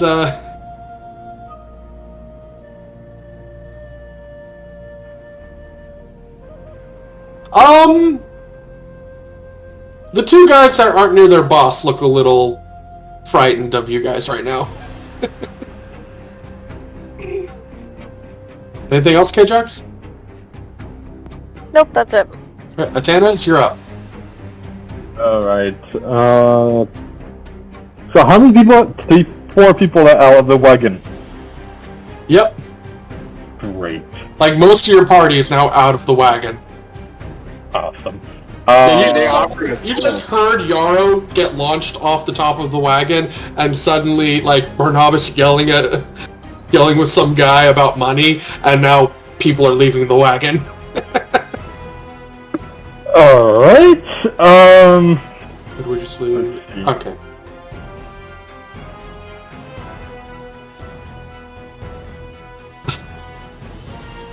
Yeah, I'm just gonna put the wagon right there. Actually, right there. Alright, I'm gonna move that to kind of get into position. There we go. Yeah, there we go. And Poor Yarrow. she's safe. She's with her dog. She can. Yeah, there's no Catch up enemies with it. back there. It's fine. Exactly. So, yeah, and that's it for me. Alright, next up is the bandits. These two... Well, they're not going to attack you, our opposite KJX, because you're, like, kind of just terrifying, but, he is going to attempt to shoot, Namir, who is just standing over there. You're like, shoot the one that isn't scary. Meanwhile, Namir lit that dude on fire. Yeah, exactly. I kind of took credit for it, though. But he does not make it. Oh yeah, as you guys get closer, you do notice that the horse here at the front of this wagon does appear to be like a bunch of crossbow bolts are in it, and that thing is actually dead. Oh. That is why they are not moving or Oh, leaving. That makes sense. Yeah, that is why they are not currently trying to leave. Because I wanna otherwise, kill just all hop of in these and guys. yeah. The other one is, yeah, he's gonna move back here with his boss. Or, nah, he'll move over here, because try to get maybe some cover. But the others are all going to hold their movement for when their boss goes. Next up is Casimir. Casimir is gonna jump out of the wagon. Actually, no, Casimir's gonna climb up into the front of the wagon with Atanaz. Alright. Perhaps we should stop moving, friend. I think the rest of our party is fighting. Doing my best Casimir impression. That was That's good. More of an Casimir accent. Yeah. He knows the dwarf in disguise. Yeah, don't worry, guys. I'm stopping the wagon right here. Then I'm going to fight as Oh, well. now you stop. And then Casimir, in the middle of your conversation, just starts cackling so that he can extend the fog cloud out. I think you have to be within 30 feet? Let me double check. It's been a couple of weeks. I didn't expect to play as him this week. Yeah, I think you have to be within 30. 60 feet. Oh, 60! Okay, you're good. I believe. Oh, no, it only does it for each creature that's affected. So let me see what the... I think the fog cloud might actually be gone. I'm sorry, I wasn't expecting to play as Casimir. Extended no, for one yeah, round for the- each creature affected within 60 feet Yeah, of you. so the fog cloud is gone for sure. My apologies. Nah, you're good. He's gonna shoot an Eldritch Blast at the guy over here. Unfortunately, that just like fires past this guy as he ducks down behind this cover. Behind a bush. Alright. That's it for Kaz. Alright, next up is the bandit leader who sees these two getting fucking frightened. He's like, "What are you dogs doing? Get in there and kill them!" And this group is going to move in.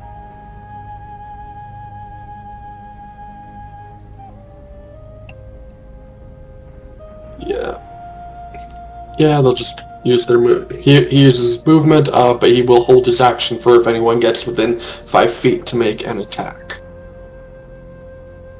And that is the bandit captain's turn. Next up are the guards, who are essentially just going to pull back and get around their boss. These bastards. I mean, it's their job.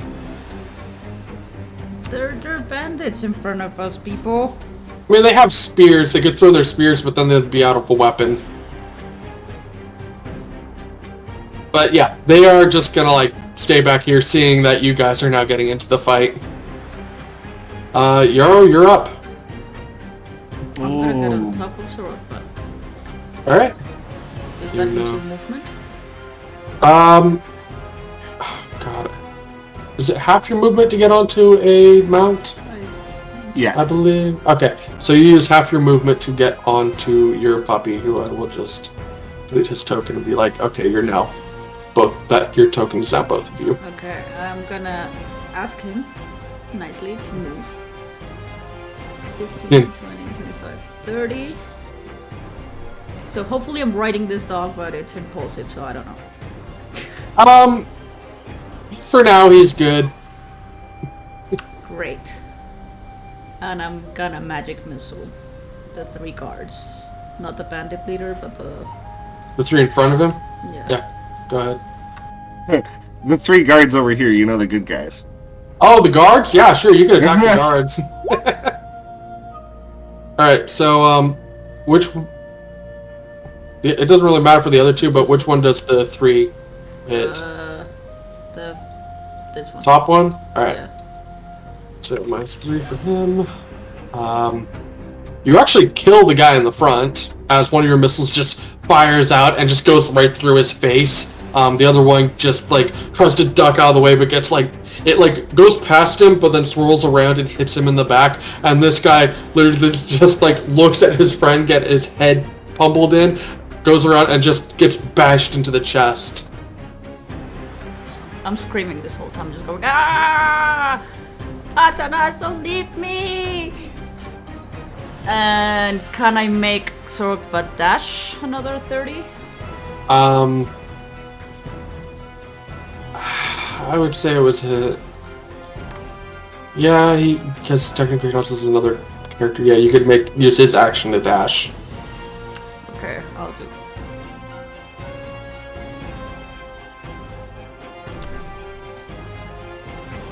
And that's it. Alright, next up is this guy, which, seeing his guards come around and be like, what are you doing? Help them! And that's pretty much all he's gonna do. Okay, that's helpful. Yeah. Next up is Eddie, who is, again, just gonna be like, you guys got this, right? Yeah, actually, yeah, no, he's just gonna do that. No one's, like, seriously hurt yet, so he's just gonna stay in the wagon. Next up are the riflemen, who can now actually do something since they are not currently, in a freaking fog cloud. So this guy's gonna move forward and attempt to fucking try to end this guy. As he fires his musket off, which does hit, and this guy's brains get splattered across the ground. This guy who... Yeah, free action to put away his, well, actually, he wouldn't have been able to reload his rifle. So he's just gonna drop his rifle and move forward to try and short sword this guy. Oh, god damn it, get out of the way! Well, probably not drop his rifle, but yeah, he can't really do anything with this rifle right now. But misses as he comes in, and this guy just blocks the attack to the side. This guy, however, does have a loaded rifle, and is essentially just going to move over here and attempt to shoot that guy.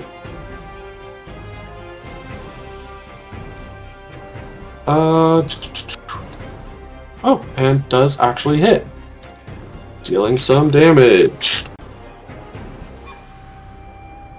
Alright, that is their turn. Barnabas, you are up.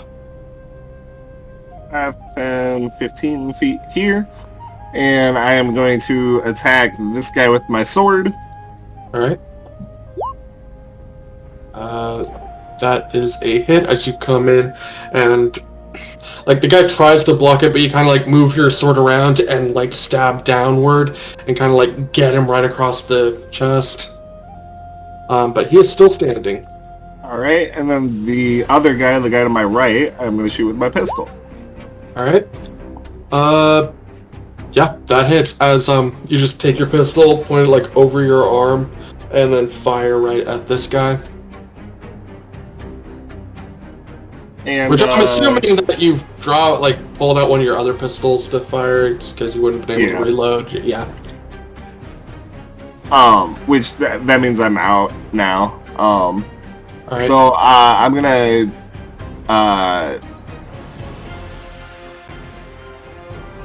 gonna stash my pistol then, And then I'm gonna move forward. I know that means that the captain can attack me, but I'm moving forward to kind of challenge him, sword drawn. I'm like, let's see what you got, Captain. What can he do? You said that he had readied an action in case somebody came near him, right? Thank you for reminding me. So yes, he will. I believe when you ready an action, if they have multi-attack, can they make the multiple attacks or just the one attack? If you ready an attack They action? can indeed make the multiple attacks, yeah. Okay, so he is going to make 2 attacks with his scimitar and 1 with his dagger. So the 2 with his scimitar, 2 public. Those both There's a hit. 7th. Okay. As he like, I'm gonna try to lock blades with the second attack using my reaction. Alright. Try to block it by attacking. As you like come in, he's already prepared. He comes in and tries to Alright, so you lock blades on the second one. He comes in, tries to swipe at you, and actually manages to like it like hits like a soft part of your armor, like because what kind of armor are you wearing again? Like it's a Brigandine. Yeah, so he actually like brings his sword up in between the plates and pushes in, but you pull back just before he can stab all the way into you, but you still take some damage. And on the second attack, as he comes in at the side, you actually bring up your cutlass and locked blades. But now he is going to do his third attack with his dagger.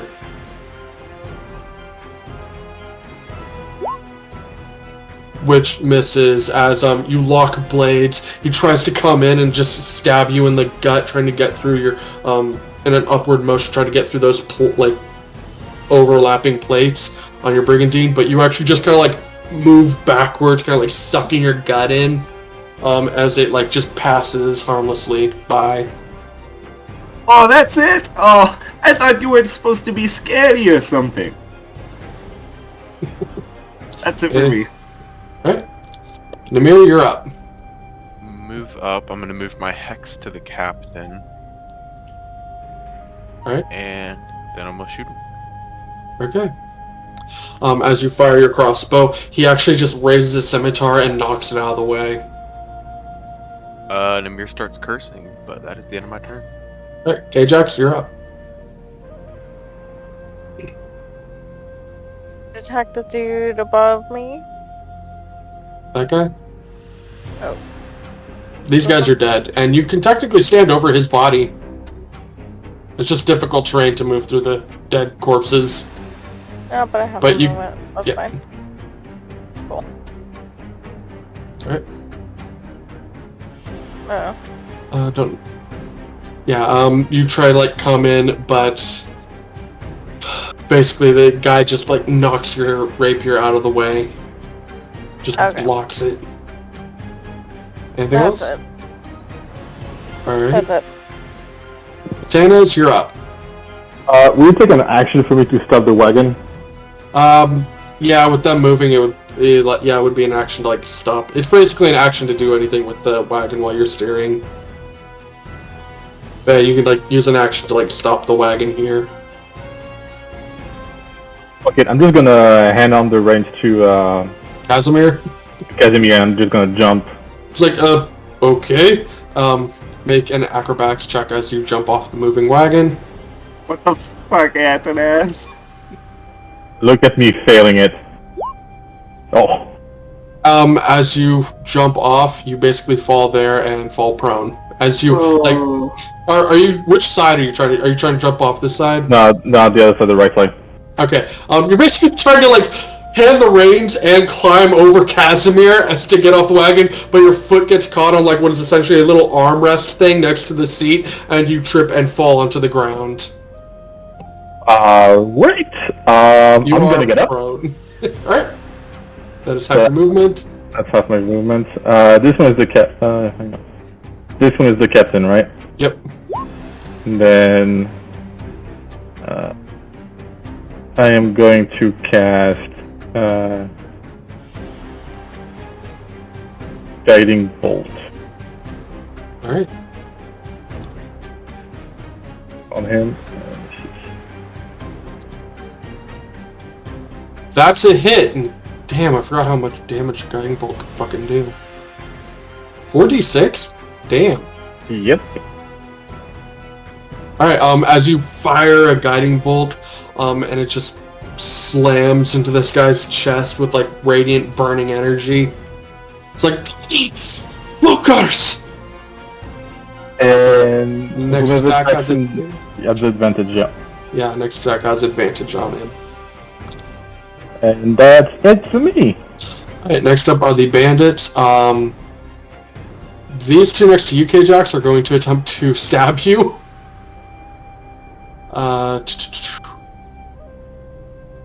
Both of them failing as you just duck down and block the other. This one next to you, Barnabas, is going to attempt to stab you. Does 16 hit? Yes, it does. As he like comes in and actually just like slashes you in the arm. You take 2 points of slashing damage. And I think everyone else is dead. Yeah, they kind of just kept getting picked off from a distance. But that is the end of their turn. Next up is Casimir. Okay, he's gonna use an action to stop the wagon. Alright. That's it. Next up is the bandit captain, who, yeah, Barnabas, you're kind of just sitting there. You know, he'll make 2 attacks against Barnabas and his dagger against K-Jax. So with the 2 scimitars, as you blocked one of his earlier. 19 definitely hits. As he like comes in and as you brought up your arm to like kind of just try to knock that guy's dagger away and or scimitar away and got cut, this guy, he actually just comes up behind you and just slams into the back of your brigandine. Kind of like one of the plates kind of gets knocked out of the way and you take a slash to the back. So you take 9 points of damage. As the second one, he tries to come in, but this time your armor holds up and just kind of like slashes across it. Enjoy the lucky shot. It's your last. And he's going to attempt to stab. Nope. K-Jax, you just managed to dodge out of the way as he just tries to get you with his dagger. Alright, next up are the guards, and I mean, kind of a full thing over there. I guess this guy will 5, 10, 15, 25 to move over his dead friend's body. All his movement to get behind you, Barnabas. And the wounded one is going to stay next to his boss, but this guy's basically just going to 5, 10, 15, 20, 25, 30, then dash 5, 15 to get over here on the other side of this guy. But he is going to attempt to stab this guy. See if the guards can actually do anything. Well, it was just a straight attack, not with disadvantage, so he actually does manage to get a hit in and take the last 2 hit points off as this guard just comes in and sinks a spear through this guy's face. After you guys had essentially wounded the living shit out of them. And I think that is it. Yeah. You're up. Okay, I'm gonna move over here and pummelstone this guy. Alright.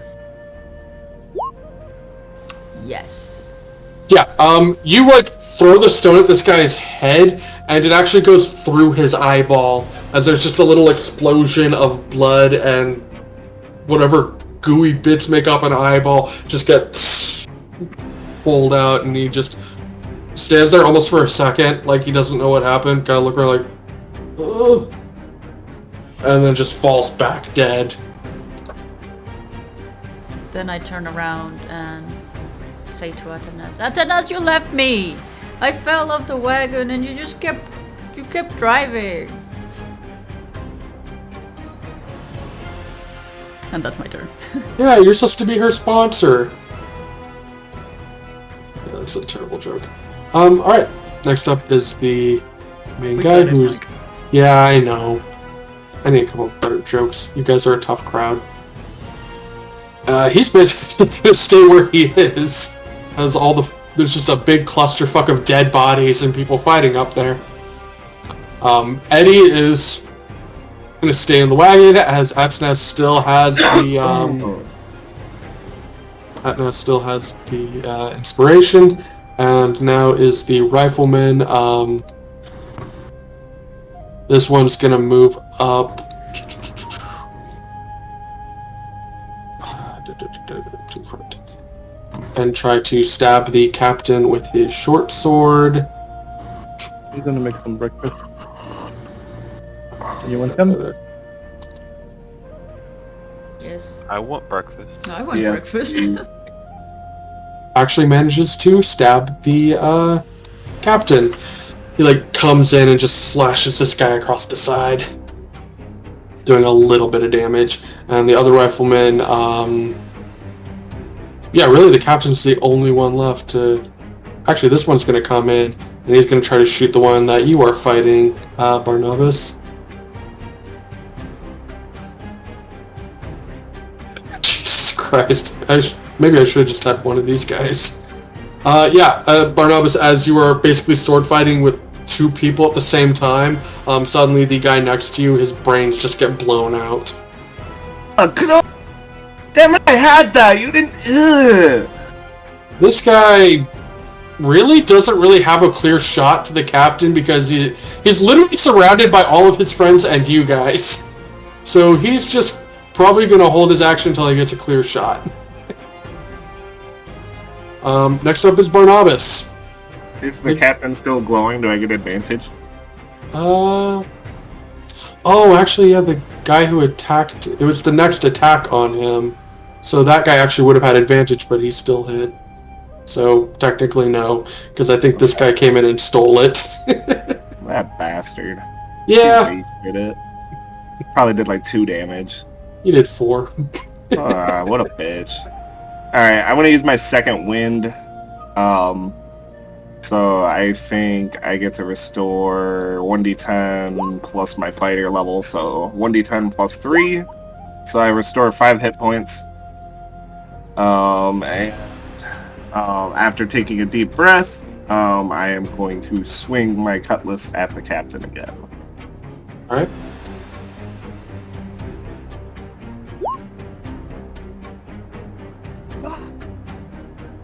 Oh, yeah. Yeah, parry wouldn't do shit.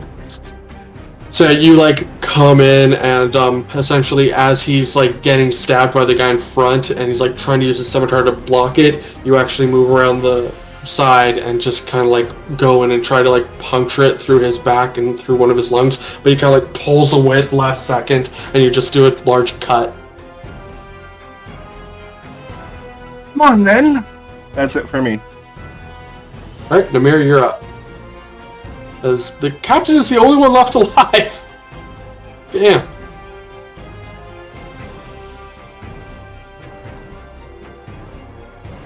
First a rapier attack. That's a hit. X. Oof. As he tried to pull back from the first attack, you come in and actually like attack him from the other side. And you try to pull back from that, getting another hit on the side. Whew. Right. And then a hand crossbow. Which... I need to check something. I think it's just... Yeah, it's for melee attacks. But, yeah. That's... Oh, wait, no. Nope, that misses. Okay. He does not have the same armor class as the others. As you try to, like, shoot your crossbow bolt and, like, close point-blank range, it fires, but you hear it ding off of his armor. Start cursing to reload the crossbow again. Well, not ding, he has studded leather, so it's more like it got into the leather but didn't puncture all the way through. Alright, anything else? Alright, K-Jax, you're up. Okay, I'm gonna attack this dude, obviously. Alright. Alright, and I mean, actually, you do have multiple allies around this guy, so I guess you would still get sneak attack. Because you have multiple allies within 5 feet of him if you want to do a sneak attack. Roll that damage. Oof. Why is it? Oh yeah, because you get 2d6 now, that's right. Yeah, as he's getting hit by one side and the other, he's just trying to block anything, and his sword's just waving around, and you just come in and stab, like, right through the freaking leather and just into his gut, and you pull back, and he, like, just angrily, like, with his dagger hand on a fist, tries to, like, hit the wound to try to stop the bleeding.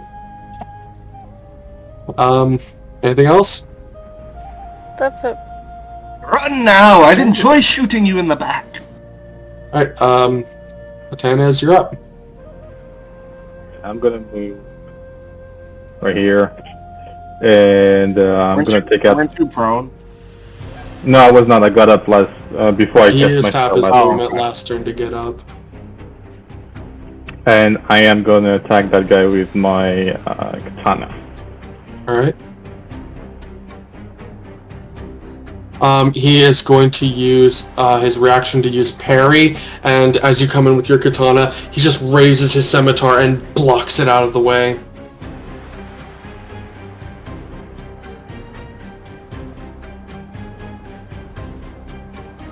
Anything else?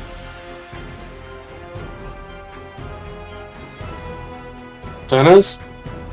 Oh, sorry, yeah, I was saying, like, if I use my bardic inspiration, can I go over his parry?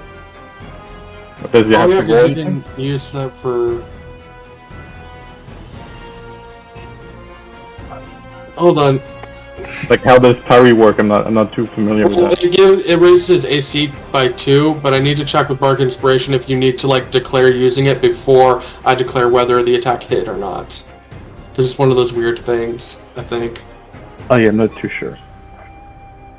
It's like one of those rules they put in there that no one, I think... Bark Inspiration. At any time, you can use this feature.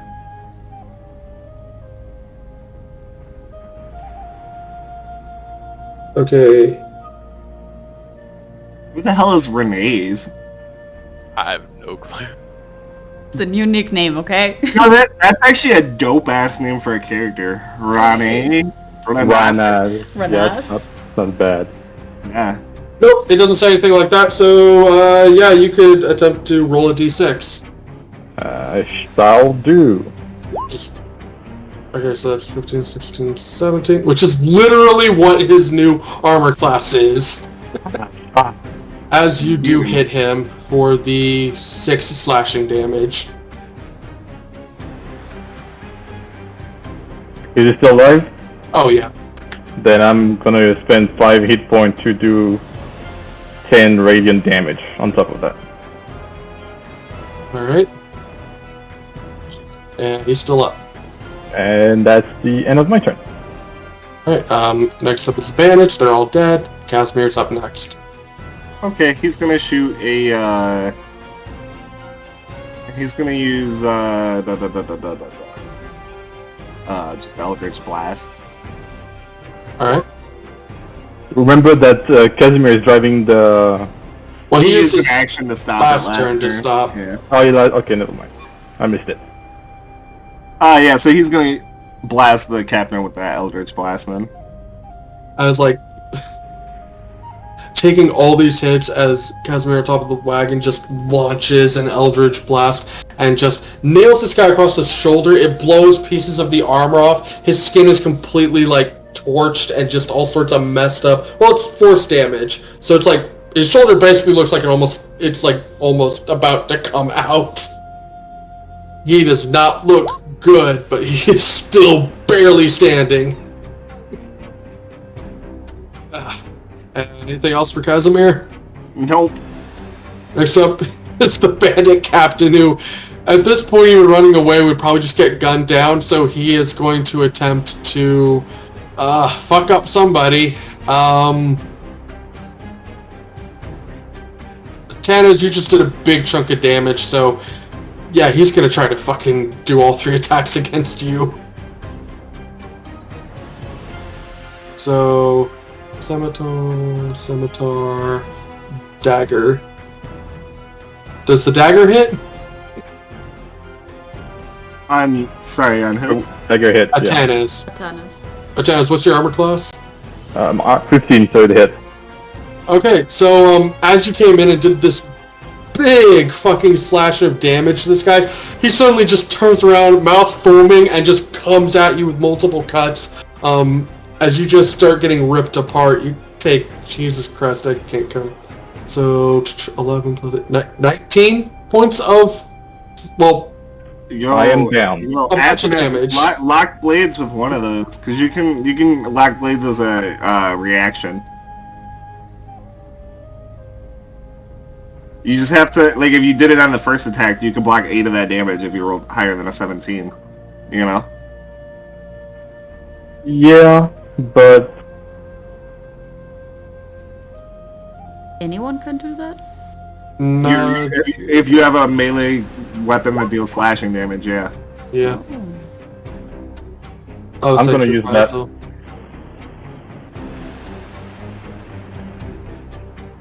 so he's gonna take 3d6 necrotic damage for each 1d6 for each attack. Oh, it's a reaction, so And you would only get to do it for one of those Yeah, just- attacks. It's a melee attack, so one of the attacks. he takes 2 necrotic damage, and I am down. Yeah, Atanas falls to the ground, and this guy just... There's just like this strange burst of arcane, or not arcane energy, but like holy divine energy, as the blood that actually splatters against this guy begins to burn him, but not for enough damage to take him out. Jesus, this guy's just barely hanging on. Okay. Next up are the guards. This guard's going to use his movement to move around over here and just try to stab this guy. Oh god. Please let it hit. It does hit! Which I think he used his reaction last time to try and stop. So yeah, after all that with the bandit captain, you guys watch as one of the guards circles around and just stabs him through the back with a spear. As he falls dead. Oh. And I we're suppose gonna- I should probably stabilize Atanas. Yeah. We're gonna go ahead. So yes. We're gonna go ahead and take a 15-minute break. The combat has just ended. One of the guards actually managed to stab this bandit captain like right through the back, and yeah, you're all just kind of sitting there in the aftermath. Like most of you are like in that one cluster around the captain, there's just a bunch of bodies laying around there. I'm not gonna waste any time. I'm just gonna kneel right down by Atanaz and pull out my medical kit and stabilize him with 1 HP. Right. And as you like wake up to Barnops's face. Ah, damn it! You definitely could have blocked that attack. What are you, a masochist? A little bit, yeah. Was your blood boiling? What the fuck was that? Yeah, You're weird. You're fucking weird. oh, you just know that. Oh no, I'm gonna report you to the Inquisition. Your blood's a boil. That's holy magic given to me by the Inquisition, so good luck. Hey, so I'm gonna turn around back towards the, the large guy with his guards and everything. Hey, so there was some talk about Do I know you? Oh yes, you're the one from the competition. Oh, it was the last time. I don't remember last time very well. You do seem familiar though. As for money, well, since you didn't win this last night, he kind of reaches in the wagon, pulls out a pouch and gives it to you. Here you go. 200 gold. Do I see the pin? Oh yeah, the pin's like right there. Oh, do I seeing it again? Do I recognize it this time?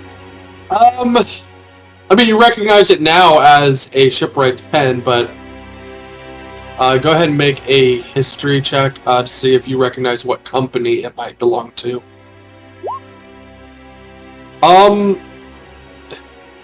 Mostly because you did kind of hear his name last night during the thing. This is a pen for what is called Volco Shipyards. This guy's name happens to be Volco Hughes. Honestly, I feel like Barnabas does not remember his name. I probably don't remember his name. Oh, you're a Volco boy. You work at the shipyard then? You could say that, yes. Oh, I should probably. Did I say something funny? I'm sorry. Let me introduce. My name is Volco Hughes. I am the guildmaster. I am the guildmaster of Volco's shipyards.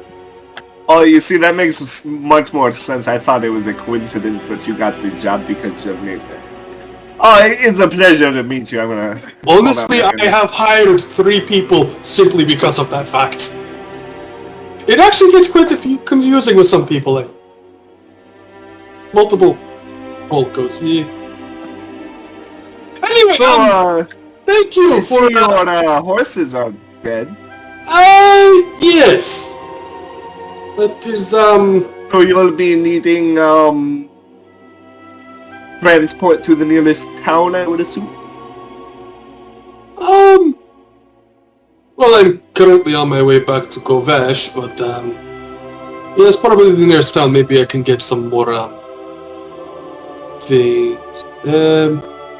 A humble wagon is a little bit small for your large company here, but if you'd like to grab maybe your most prized possessions, for safekeeping, and come along, we'd be happy to transport you along the road. We're heading in the same direction after all. What? Could the donkey pull it? No, Bartak is old and not for pulling. Yeah, these are like single carriages that require one large creature to pull it. He is a medium creature. Well, fortunately for me, I do not tend to travel with too many valuables because of this little reason! And he points to the fucking bandits. I have some spending gold for some things I need, but other than that. But, tell me, are you a seller yourself? You, recognize my pen? Dabbled in selling and the, nautical arts. Oh! And I suppose, you happen to be heading to the coast?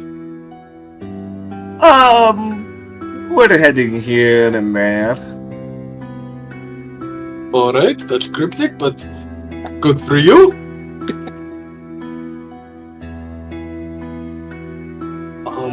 Anyway, go ahead. About that right. Did you need transport? I could use some transport to the, next village. He kind of, like, looks as... well, let's see here. Kind of, like, goes to his wagon, looking through some stuff. Yeah, I could use some transport. Give me a moment. Let me speak to my compatriots. I'm gonna come on over to the group and kind of beckon everybody to huddle up. So, an opportunity has presented itself. It seems this rich bastard is stranded out here, and we happen to have a wagon on which we could transport him. So up front, we could get paid for it if we want to be nice. Now, if be so nice. Once we get him away from his guards and traveling down the road a little ways, out in the middle of nowhere, well, what's to say what might happen to him? by his word, he didn't have that much gold on him. I don't imagine he has enough for it to be worth it at that point. Plus, the guards know we were off with him. Well, look at his clothing. I mean, that's got to be worth something. Do you even think there's space? It's pretty cramped in the wagon. Oh, yeah, like 3 of you would have to walk. Just because he's so fat? He's like about close to 8 feet tall and very wide. What species is he? He is from Grim Hollow, known as an Ogresh. Okay. They are essentially, their whole thing of their species is being obese. They are naturally big. Well, okay. So, you don't think it's worth it to rob him? That's fine. But it may be worth it to give him a ride. He did just ask me how much I wanted to give him a ride. We can make some more gold. Look, he already paid us 200. I say, kind of jiggling the sack of gold around. Which, for anyone who was sober enough that night, happens to be the amount the reward money was for the drinking contest. Well, I'm not walking. I'm getting too old for that. I can walk. I don't mind.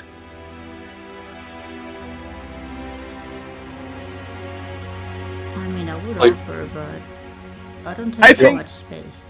Honestly, I think that if anybody's gonna walk beside me, I think my good friends Eddie and Casimir would love to walk. I'm gonna say so because they're not here, they don't really have a choice on this. They can walk. Okay, I guess if he finds space in the wagon, he can ride with us. Okay, so what are we charging him? I was thinking 6, maybe 7. 7 gold. 100? That sounds good. No, 700. God damn it, Yaro. I'd Oh. say 10 gold a day plus 50 gold for any attacks in which we have to protect them. I think the problem with that is that, we're only like, 4 days away from the nearest town? That's, 40 gold? That's not worth it for us. Well, 50 if we get attacked, which seems to be pretty common here. Alright, how about 100 per day? And 50 if we get attacked. I'll let you negotiate it. You seem you're very inclined to do so. Okay, but you probably don't think that he'll bite that. That's not a fair deal, right? What about 50 per day, but any day that we get attacked, it's 100. How about 10 gold per person per day? Well, no, we're only taking one That person. seems We're leaving excessive. cards. Make that Well, sound as if you're we are acting as protection as well, are we not? Sorry, what was that? I said we are acting as protection as well, are we not? Well, right. That's why we're not taking the cards. We're just taking the, I think Atnaz is saying 10 for each of us every day. Oh, but that's the same as saying 70 gold a day. Well, we are all working for him to protect him and travel with him. We are taking a risk. He was just being attacked. All right, good sir. We will charter you to the nearest city. Of course, for the nominal fee of 100 gold a day. And then additionally, if we are attacked, you will have to pay each of us an additional 10 gold on that day. As you turn around to talk to him, you actually see he has grouped around his own security guys, and they're all actually having their conversation. But you guys are having your conversation, and as you start, it's like, counter proposal. Seeing as many of my own men are dead, and about half of his actual security force is dead. If I don't suppose you are heading towards the coast, if you would be willing to escort me back to Kovesh for a very handsome reward. 7,000 gold, and you've got a deal. I was going to say 10,000, but okay, 7,000. God damn it! Well, alright. I mean, It's easier to divide anyway. Don't worry. Yeah. Next village we pass through, I think I still have a little spending money. I can get my own wagon when we get there. But one of your men, can he give me his musket? he kind of like looks over at us and is like, Off a dead guy. none of the riflemen died. They actually survived. Hey, listen, you're not gonna need it. You're a shit shot. Make a persuasion check. With disadvantage because it's like his main weapon. I'm so bad at like, Guy's like, Social check. no, I kind of need this. well, your boss will pay you. Tell you what, you get to Kovesh, I give you my rifle. It's my rifle. This is my gun. Besides, knowing the luck you guys have, most of these guys will probably die along the way. Hey, it is a deal then, and the large man sticks his hand out for a shake. I'll shake his hand. Is it sweaty? No, That's good. Mine but it probably is like is. a little bit pretty large compared to yours. Big hands. Oh, you know no. what they say about people with big hands. They wear big gloves. This is true! Also wield big hammers, which reminds me, didn't get to use this as he goes into his carriage and you actually see him pull out what is essentially a large warhammer, but to his size looks like a light hammer. To be honest, when you guys started killing people, I kind of just... yeah, no real point in me getting involved. Alright! But, now you're getting paid. So, we'll probably just allow us a little time to bury our friends here at the side of the road. Just have a few quick funeral. Don't you think a bonfire would be more efficient? You know, you are correct. He looks around and it's like you're just surrounded by a bunch of bushery, like edges and stuff. Like, does anyone here know magic? I can take care of it. Just pile them in a non-flammable area. Alright, lay them down nicely in one of the wagons. Or the carriages.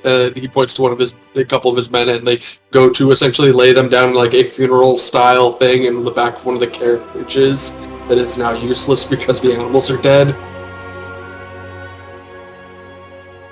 Flamaviras. And the entire thing gets consumed slowly as you light it essentially underneath the wagon, and over time it just consumes the whole wagon in fire. Right, shall we go? Also, I should probably get your names. Joshua. And Joshua? that's I point to the mirror. I'm like, that's Samuel.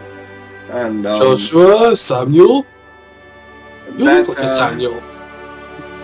if you want to introduce yourselves, everyone else, I don't. I'm blanking on your names right now for some reason.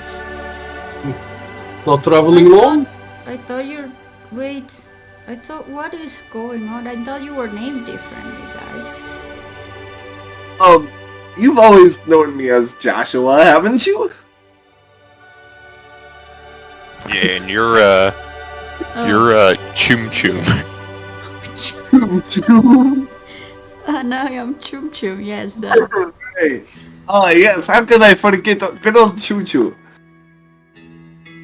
He just kind of like looks at all you like, fair enough. Well, shall we get going?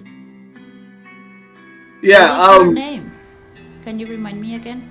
I wasn't paying my name is Volko Hughes. That is spelled. I will type it in.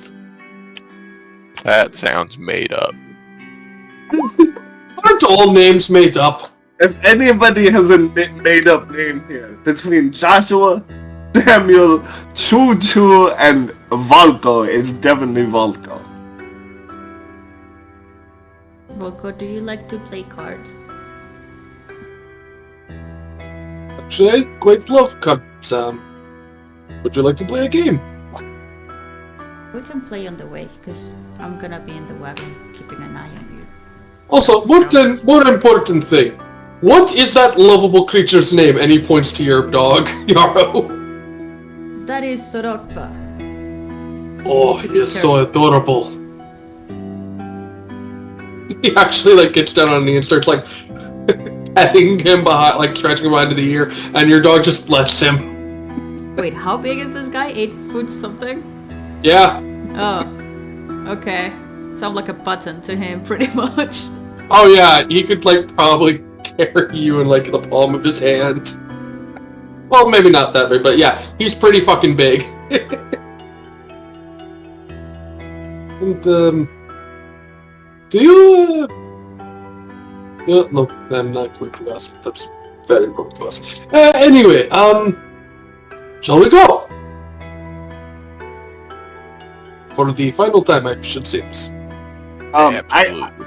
I'm walking apparently, so because he wants ass. Well, I'm not sure who's driving, but I and Casimir and Eddie will walk alongside the carriage. Alright, if we come by any homesteads, things like that, maybe we can see about getting some other transport for me, so you don't have to walk. But, alright, let's go!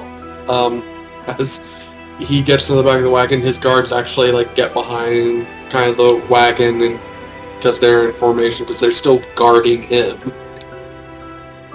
The rest of you who are getting in the wagon get into the wagon with this very large man. Who is driving? I think the rat.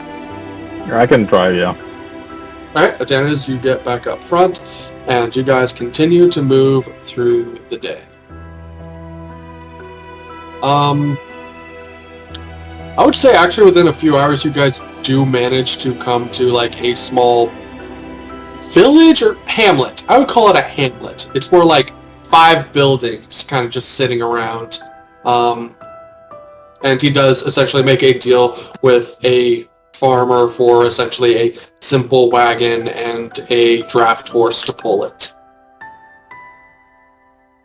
So you guys eventually do get your wagon back, as now he just has a simple wagon for himself. Which it's a smaller wagon, so he sits in the back and 2 guards in the front, and all his other guards essentially, or 1 guard in the front, him in the back, and then all his other guards still have to walk.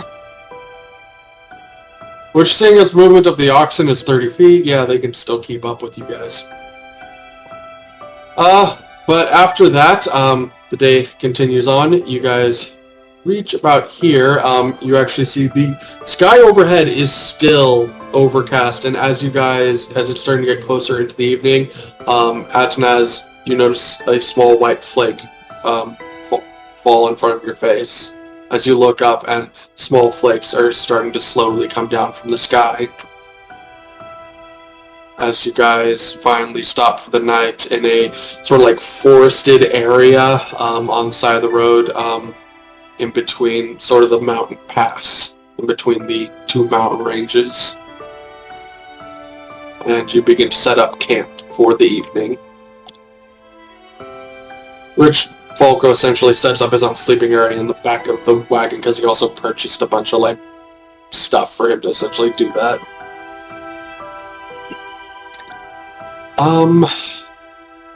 Anything you guys want to do when you're setting up camp? Drink 2-hour free time? Alright, drink heavily. I wanna play hide and seek with the dog.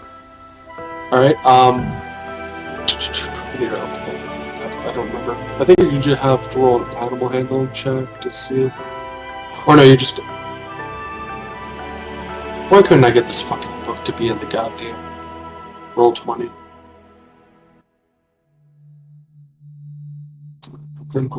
There we go. Okay, good point.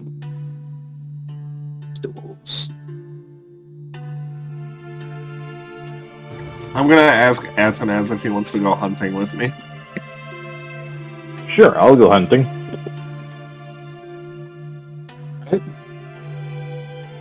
Anyone else joining them? Or, well, I guess you invited him, so I guess unless you asked someone else.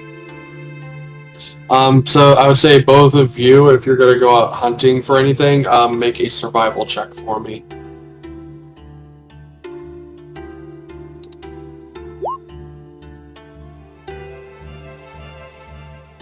Alright, so Barnabas,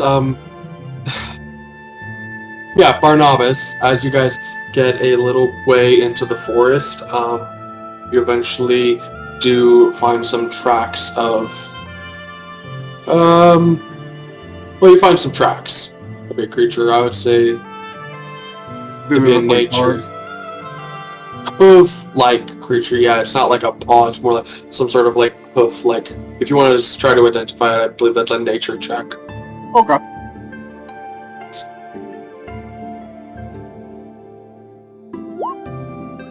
You're not sure what Land shark. made it.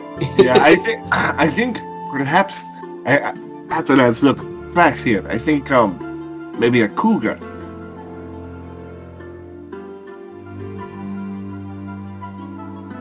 We should follow. Alright, let's follow it. Be careful though. So you guys going to try to be stealthy about this? Yeah, which Somewhat. is hard because we're coughing. Yeah, you guys lot. are, so both of you make a stealth check with disadvantage. Alright. I'd say, yeah, that's just enough that you guys essentially follow these tracks, but you eventually do find, what looks to be like an elk kind of sitting there, kind of like digging around, nipping at some grass. You guys are currently maybe 80 feet away from it when you first see it. I would like to shoot it with my repeating crossbow. I will take my longbow and try to shoot it as well. Actually, if you have a longbow, that's a better chance for shooting it. So like we probably both grab our weapons, and I get out my crossbow, and then I look over and he's got a bow, and I'm like, oh, hey, you got it? I mean, you would technically have advantage because it doesn't see you. I look at Barnabas and I said like, you. Okay, alright. And then I just take a shot.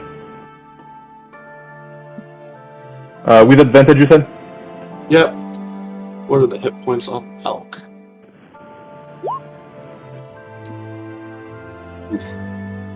Unfortunately, as your arrow fires off, it actually passes through some low-hanging branch with some leaves that are still barely hanging on. It passes through, hits it, and kind of gets knocked out of the way. But the the elk's head instantly goes up, looks around, and it starts to bolt.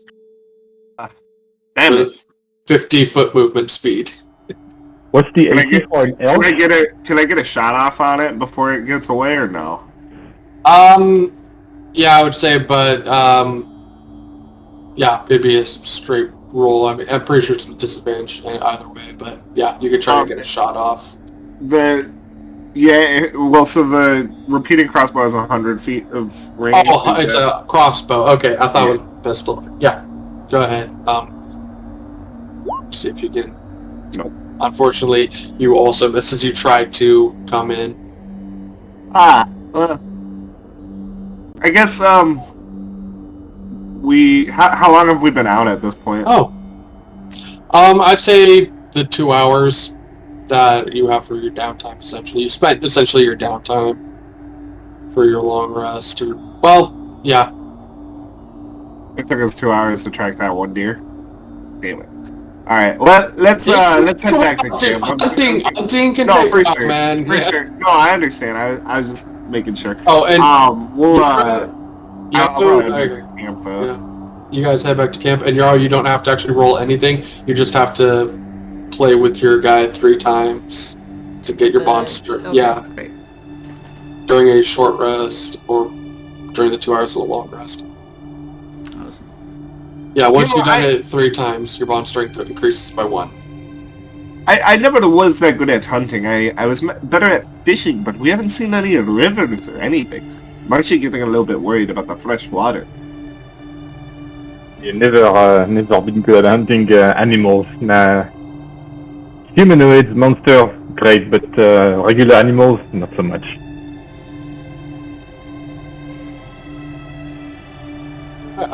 As you guys get back to camp, anyone else want to do anything for the evening? Namir? Alright. So, you guys set up, make your meals for the evening. Let's see. So essentially, as night begins to fall, the snow is beginning to come down. The snow is like big freaking flakes of snow. I would say it's when it gets dark, close in the evening, the snow is beginning to build slightly. But I guess what is the watch? Who's taking? There are 3 watches. Who's taking the first watch? I can take it. I will also take first watch with Namir. All right. Who's taking second watch?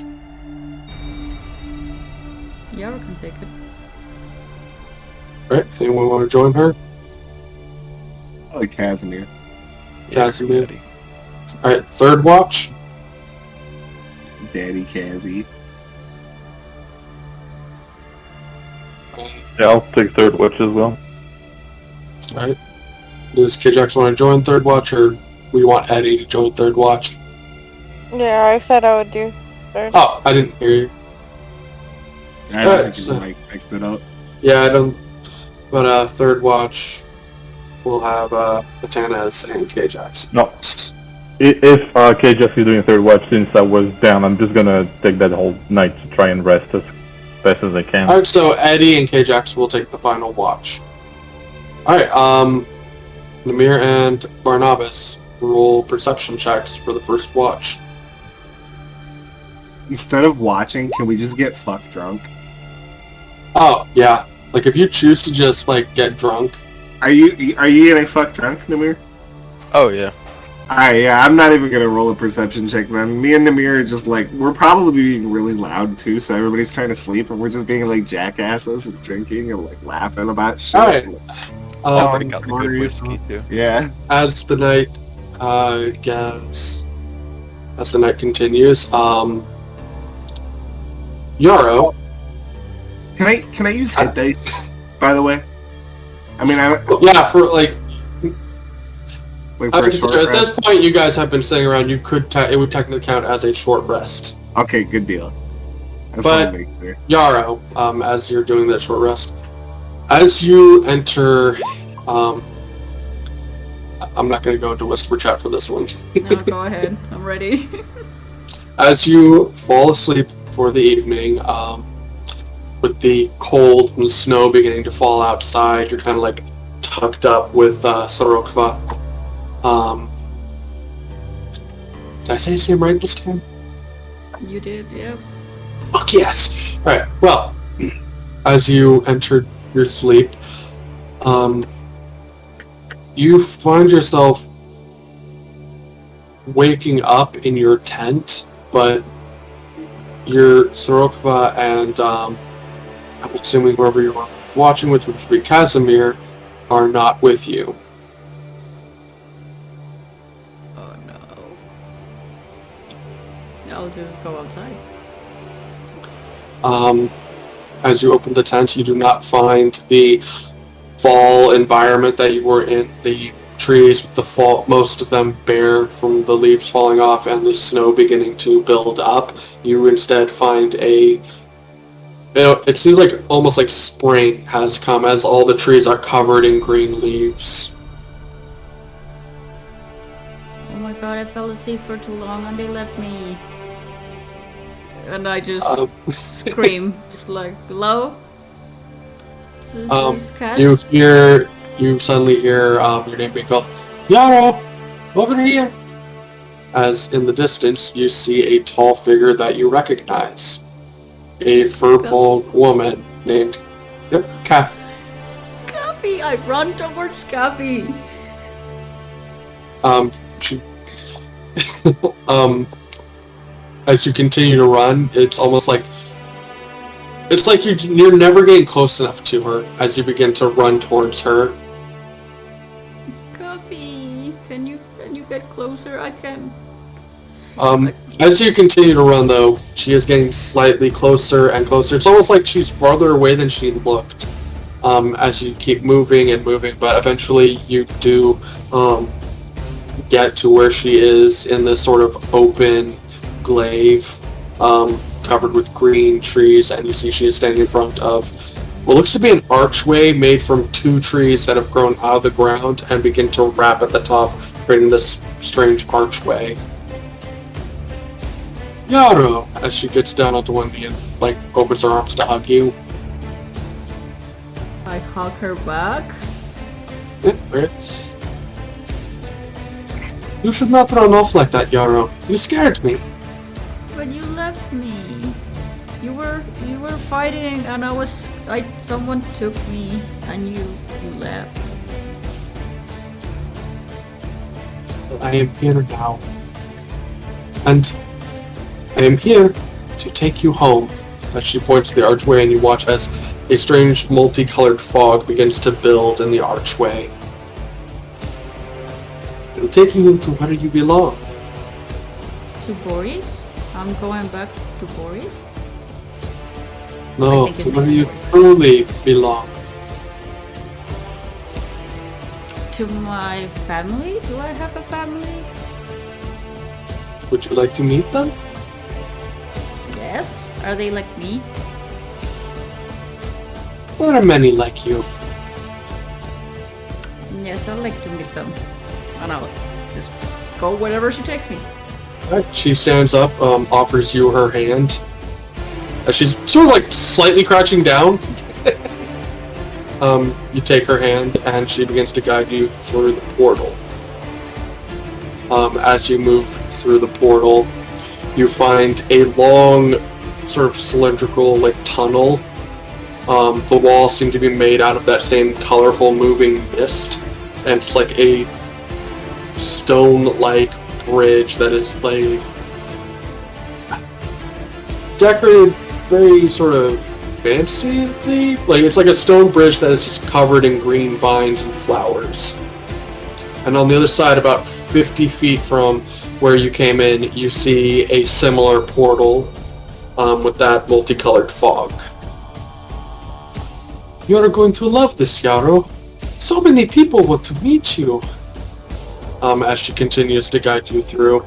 Are my friends there? And Sorokva? And You won't need them where you're going, Yarrow. But I didn't say goodbye. Can you go back and say goodbye for me after I'm home? I can see if I can do that. And she continues to... As she continues to walk you down this corridor, you do notice that her hand is getting a little bit tighter on yours. Almost to the point to where it begins to hurt. Kathy, you're holding me too tight. No, this is fine, Yarrow. We must go! Kathy, And let go. somewhere, Yarrow, in the back of your head, somewhere it clicks. Your hand is beginning to hurt. You don't Kathy, this hurts. feel... Normally in dreams, you don't feel pain. As she begins to pull you, you see her form begin to shift and change. You see the multicolored fog in the tunnel begin to change to a gray and black. The stonework becomes darker and more broken up as the vines and the flowers begin to wilt and die, and her body begins to lengthen, and you just see this unnatural smile come across her face. Come, Yarrow! I must take you home! As she continues to pull you and pull you. And suddenly, out of your vision, you see a burst of white feathers as this white raven comes out of nowhere and starts to dig its talons into this creature's eyes. It's like, ah! Ah! And lets go of your hand to try to fend off this creature. I'm assuming you run. I run the other way, the way I was before. As you actually fall back and have to get up and scramble, and you begin running for the other side of the gate as this creature is trying to knock this bird away, and you hear behind you, Yarrow! Where are you going, Yarrow? You're not I need to go home!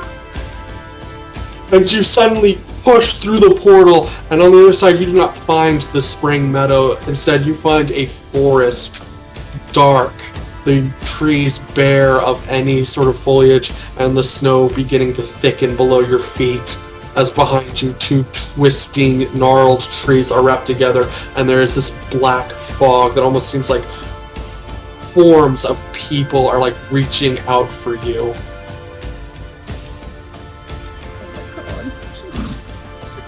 So you have this one turn. Do you try to hide or just straight run? Because you hear behind you, the voice keeps calling, Yara! Come back here! She'll hide. Alright. You find kind of like a large tree where they're like one of the roots has like an under part where you can kind of hide, sort of like a Lord of the Rings where the hobbits were hiding underneath that tree area from the Nazgul. Awesome. Go ahead and make a stealth check for me with disadvantage because you this are. was a great mistake. Okay.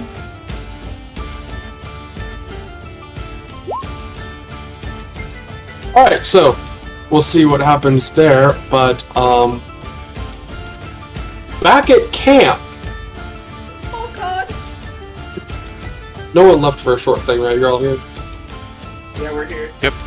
Okay, well, back at camp, as Barnabas and Namir are getting shit-faced, and are essentially, your guys' shift has ended, so you're going to wake up Yarrow and Casimir for theirs. You open the flap and kind of like wake up Casimir's like, sure. Yarrow, come on, and he like looks over and Yarrow isn't there. You just see Sorokva still sleeping.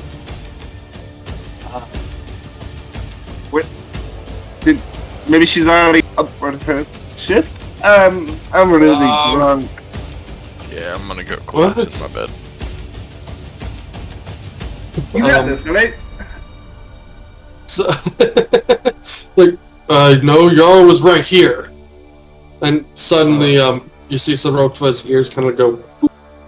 He like lifts his head, and he begins to growl as he's like almost getting up and actually pushes past you guys to get out of the tent as he's almost circling the camp, trying to like almost like he's sniffing for someone. Fuck. It's probably that evil sexy lady. Alright, let's go. No, I got the salt. She shouldn't be here. I got the salt and a shit ton of garlic. I got the fucking salt and garlic, god damn it. Oh, I thought you would just cook. Alright, let's go find Yara. Do you wake up the other people? Yeah. No, that's, forget Eddie. He'll be useless. Get, Atanaz. Get Atanaz. Honestly, Sorokva's starting to bark at this point, so everyone's just naturally getting up.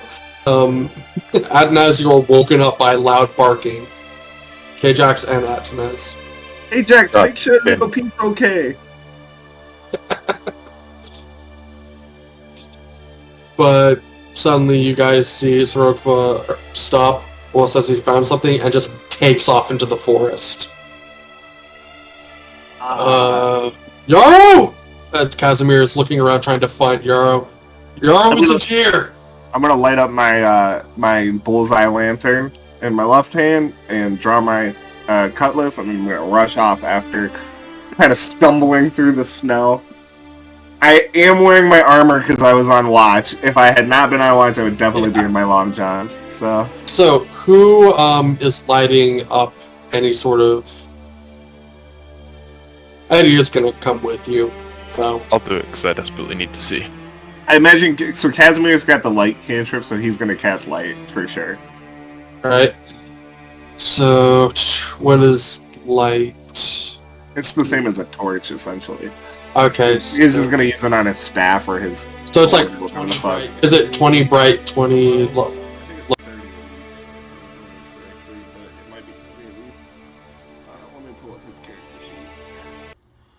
Da, da, da, da, da. Light. Yeah, 20 of each.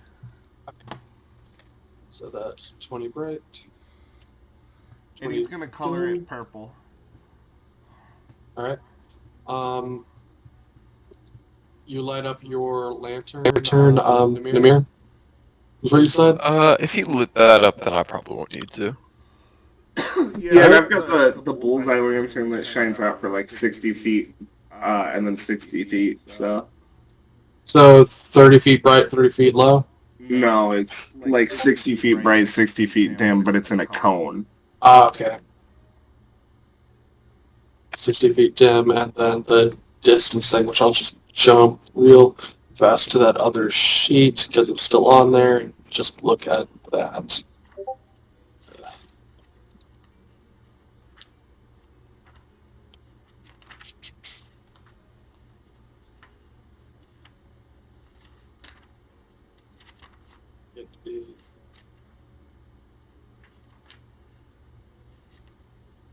Oh, no, it apparently reset itself. Okay, it's working. Alright. So what's the thing I have to enter in to get it to do the bullseye thing? I think you just That's the only so like underneath, you know, the light 60 feet and 60 feet, and then there's like a distance, like percent or something. Yeah, that's what I'm... Put like 40 in there, or 60 or something like that. That'll make it come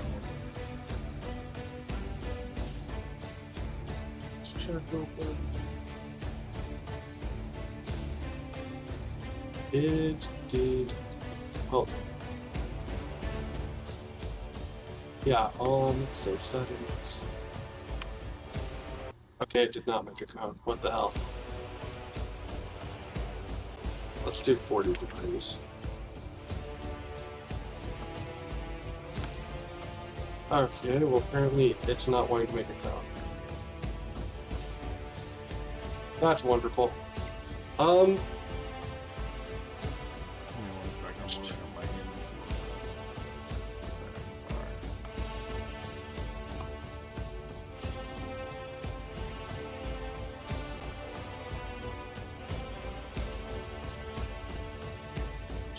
Might maybe have to load because I have 40 degrees. In both boxes or just the first box?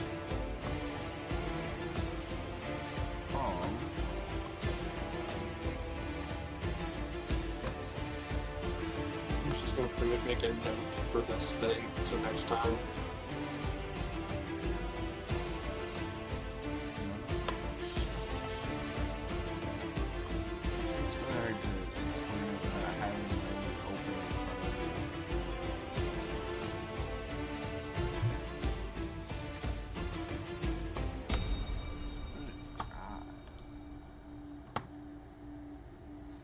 Roll20 does not like to have two different games open at the same time. The total size of the field of light. Yeah, literally the Oh, only that would thing... be 120 because it's 260. Are you doing it for center or total? It should be total. And do 60. We're doing it for total. Okay, there it is. Yeah, it's because of the shading of what I have. Okay. So, as you guys... Let me just double check to make absolutely certain. Yep, okay, you do have it.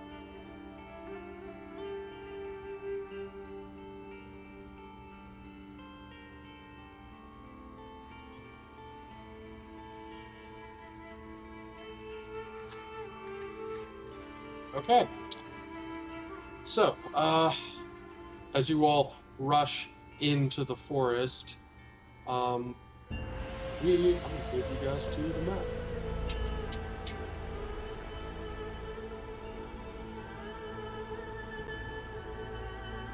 Oh, yeah. He hasn't popped out yet. Everyone see the map fine? You should all be down in, well, except for Yarrow. You should all be down in this corner. Yeah, good. Yarrow, you good on your side? Yep. Alright, so what I need everyone to do is roll initiative.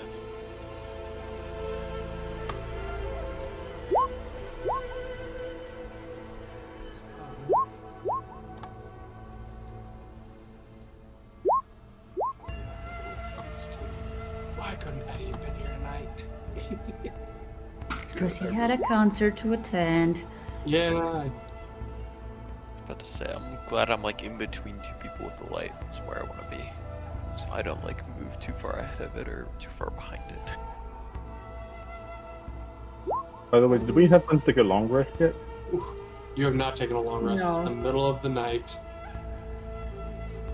But there was enough time. We did take a short rest, so you could. Short rest though, so if you could have used. And Namir and Barnabas are hammered. Fuck yeah, fucking wasted, yo. Absolutely shit-faced, baby. Woo. So it's kind of as if you wanted to roll hit dice to not be at 1 hit point. Yeah, exactly. That's what that was my question. Alright. Oh, we used to go fuck off.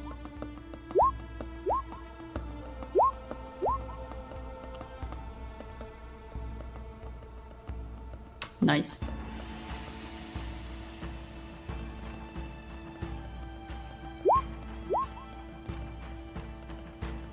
Other monster.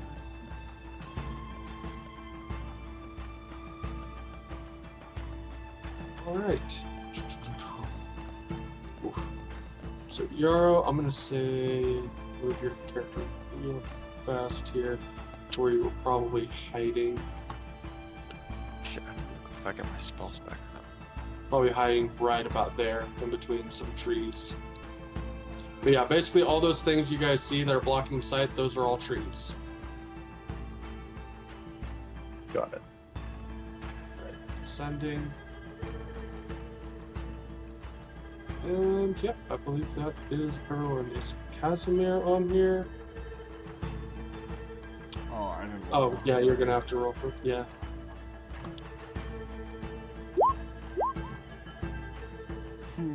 Ooh, damn! Alright.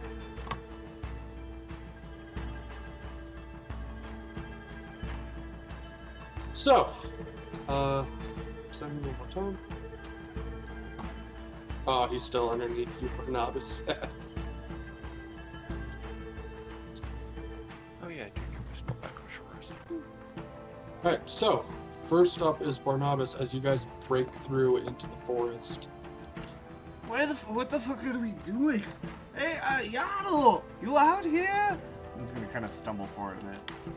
Sonok is with you guys right now. He ran off. Oh, can I see which way his footprints go? Because it's through the snow? You can make a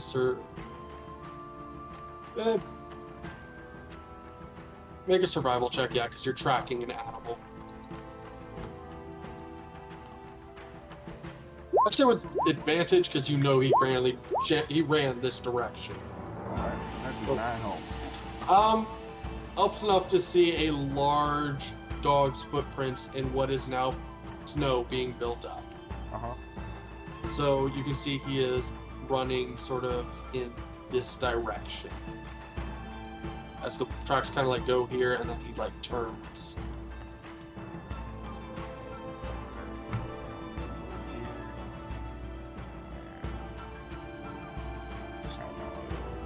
Yano! That's it. Alright, Casimir's turn. That's it.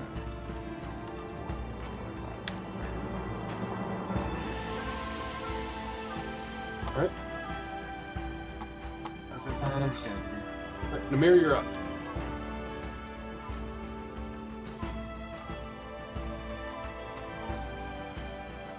Namir, you're muted. Yeah, I'm stuck on, but can I try to track where she ran off to? I mean, you can track the dog. That's about it. Okay. Survival or perception? Well, Barnabas has basically already pointed out where the tracks are, so it's not. Okay. And it was just northwest, so Yeah, it's kind of like I guess I'll heading dash. in this direction. Okay, it was like there. I'll stop. All right, that is actually the perfect place for you to stop. That's nice. As you pass underneath some trees, you suddenly hear a noise above you, and something jumps down and tries to slam a giant iron boot onto your head. You see some kind of like goblinoid creature with like a white beard. He's got a sickle in one hand and these iron boots, and you see a large red hat. Some could say a cap. As this guy comes down and tries to hit you with his iron pursuit. Yep. Oh, yeah, you just need to make a dexterity saving throw.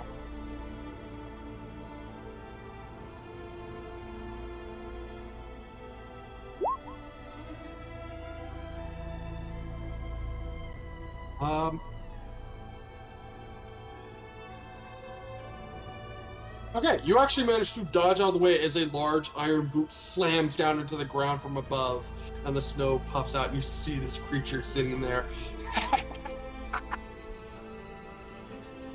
I will go ahead and hex it because my bonus action. I haven't used it yet, but yeah. Alright? Mumble some arcane words. And that's my turn. And he is hexed. So, next up, oh, that's not the one I rolled. Okay, well, next up are the red caps. Just have to figure out which one I rolled. So you guys, whoever probably sees this creature jump out of the tree and try to slam down onto Namir. In front of you, Barnabas, a second one jumps out of a tree in front of you. What the fuck is this thing?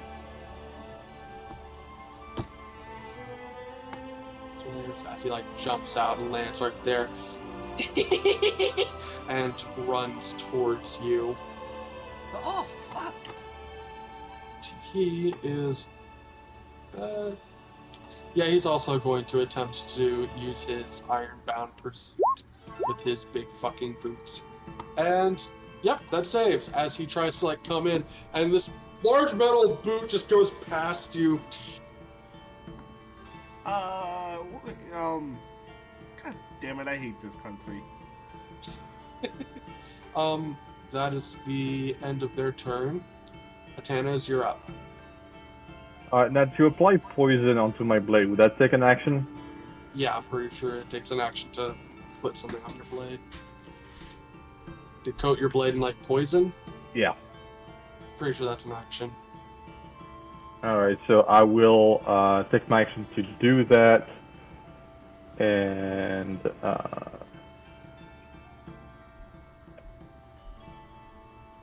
I will move right there, and as a bonus action, I will cast Shield of Faith on myself. Alright. And that's the end of my turn. Next up is not Kjax, as Yarrow, as you are sitting there and hiding underneath this tree,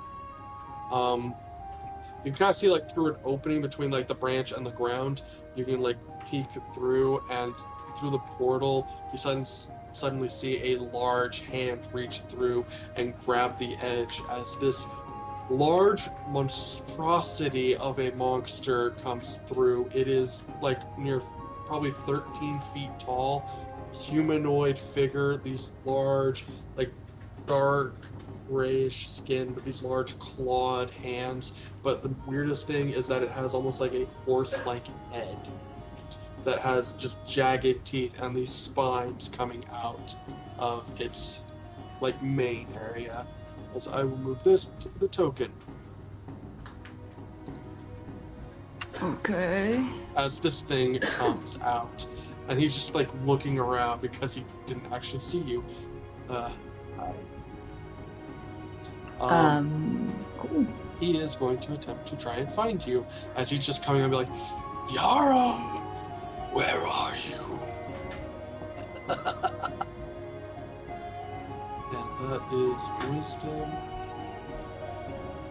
which he does have advantage on because of that one thing. Alright. You just see him move slowly, kind of like around the area. Just kind of like still looking for you. Go like, come out, Yarrow. Give up, and I promise I won't hurt you. If not, I'll tear off your wings first. That is going to be his turn. K-Jax, you're up. Yeah, I didn't see that, so I'm just gonna come over here. Yeah, Yarrow's kind of in a spot. Yeah, if I could see her, I would help her.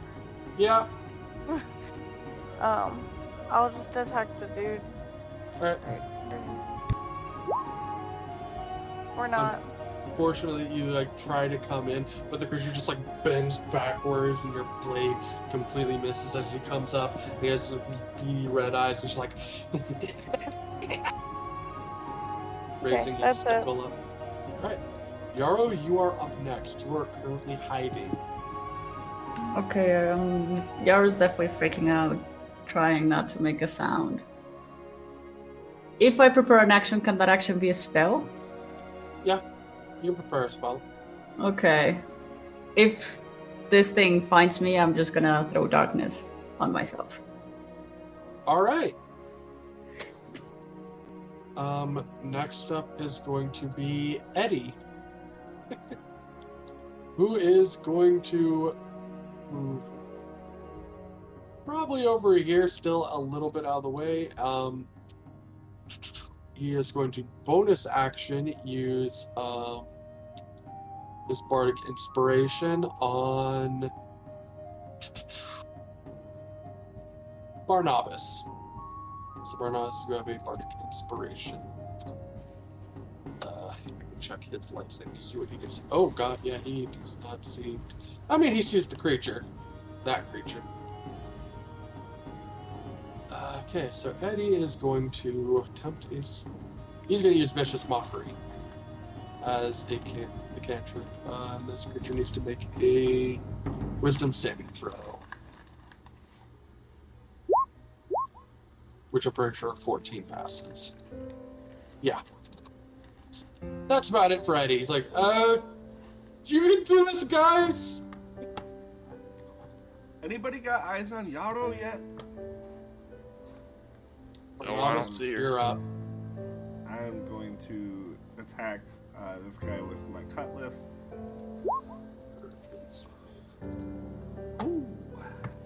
Ooh. Yeah, you come in and just slash this guy around the back. He's like, ah! Yeah. And he turns back looking at you. As he does, I'm going to fire my pistol. That's also a hit, and he just takes a shot. Ah! But still... Where's my friend? That's it for me. So total damage, that's 17 plus 7. 24 damage. Oof. Yeah, as you have just fucked this thing up. Alright, next up is Casimir. Casimir is gonna head towards where he heard the thing calling for Yarrow. You guys aren't close enough to have heard that. Oh, okay, well he's gonna keep following the footprints. Not yet. Alright. That's, and then he will shoot a, Eldritch Blast back at this thing. Alright, I'd say that creature probably has half cover simply because of all the foliage and the mirror standing there. Alright. +2, that's armor class.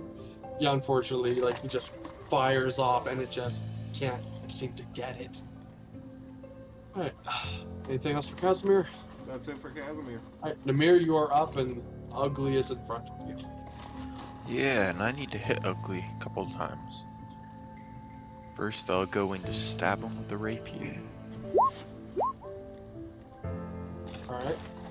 And I hexed him last turn. Shouldn't they have disadvantage because they're drunk? Yeah, I can roll again. That is true. Unfortunately, that Well, does not hit. Correction, not drunk. Shit-faced. Yeah, Yeah, positively shit-faced. shit-faced. So, unfortunately, your rapier does not hit. Turn around, spin with crossbow. 13. Yeah, unfortunately, you like try to come in, but you kind of like slip on some of the snow. And you try to get your crossbow off, but again, like you're having a hard time focusing. Yeah, that's understandable. Next up is the red caps. I guess that one's still hiding. I need to figure out which one I rolled for. The one in front of you three, being surrounded, is going to make a attack with make his 3 attacks with his sickle against one against each of you. Well, actually, which one of you damaged him a lot? That was Barnabas. Yeah, no, he's gonna do 2 against you and then 1 against Tammins. Un momento. For the 25, he fails. What? Nice. You know the thingy I got? You know the thingy? What thingy? Oh, yeah. The thingy. Come Yeah, on. thingy. Come on, Micah, thingy. Yeah, I know. I'm gonna look that back up real quick. So, wait, I only get hit by the 1?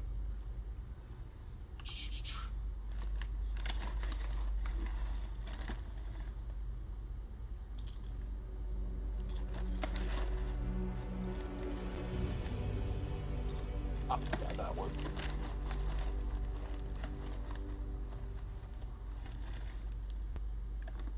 I can link it to GM if it makes it. Oh, no I can't. I can just link it too. I don't really care that much. Oh, you have to roll a 10 or higher for it to... Oh, okay. Yeah, I got that wrong. So, yeah, no, it Yeah. still hits. For your ability. Unfortunately, for Barnabas, who takes that hurts. 18 points of slashing damage.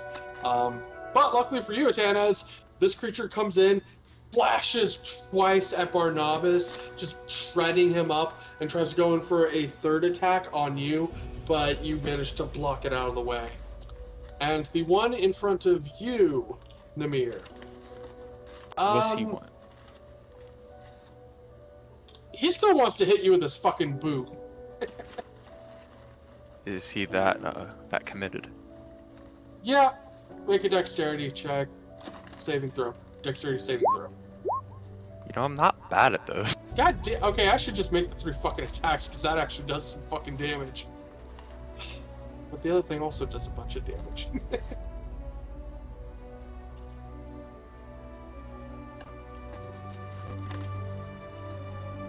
Alright.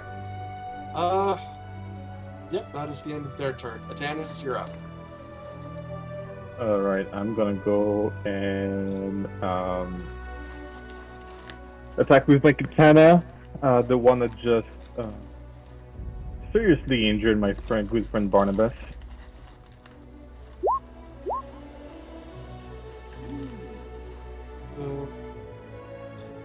Did you have that? We're just gonna go with the first roll.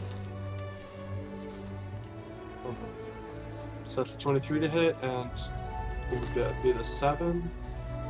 Would be the first damage.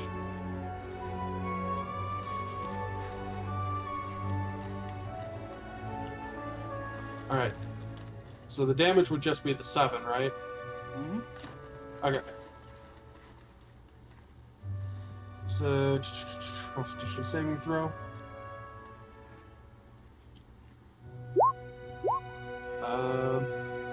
DC equals the crafting potions DC. What's the DC for the poison? This is a 14, I believe. Just want to check it real quick, make sure that's it.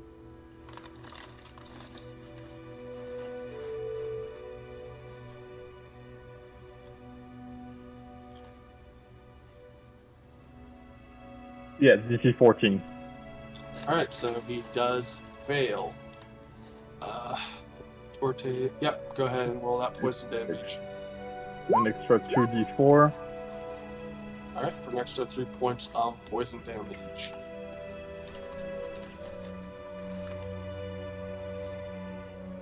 Alright, anything else? How much was that? 20 damage.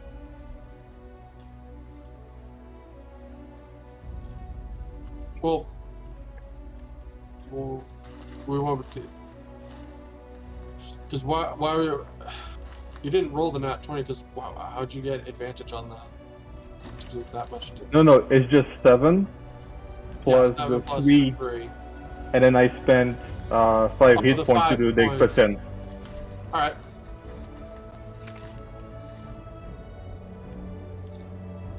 Still kicking the ugly? Yep, still kicking. God damn it. Dang. And Yeah. that's the end of my turn. Alright, next up is the creature, Yarrow, as this thing is looking around for you.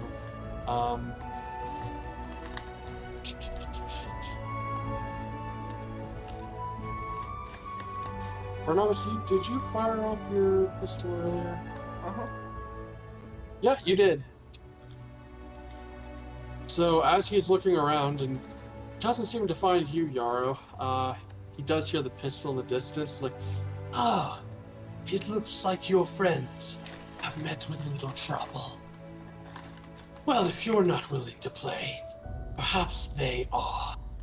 And you watch as he continues to move down, his body actually seems to almost blend in with his surroundings as he goes invisible. Oh, great. Oh, fuck. And that's going to be the end of his turn. K-Jax, you're up. Okay. This right next to me. So I can attack him, right? Yeah, you can attack him. Okay. Oh my god. Never mind. Unfortunately, you try to come in, but the creature just hits your rapier aside with his hand scythe. That's it. Yeah, Yarrow, can you attack? Alright, Yarrow, you're up. This creature seems to have disappeared. You last saw him going in the direction of the gunshot, and then his body blended in with his environment. Okay. I can see someone in the corner.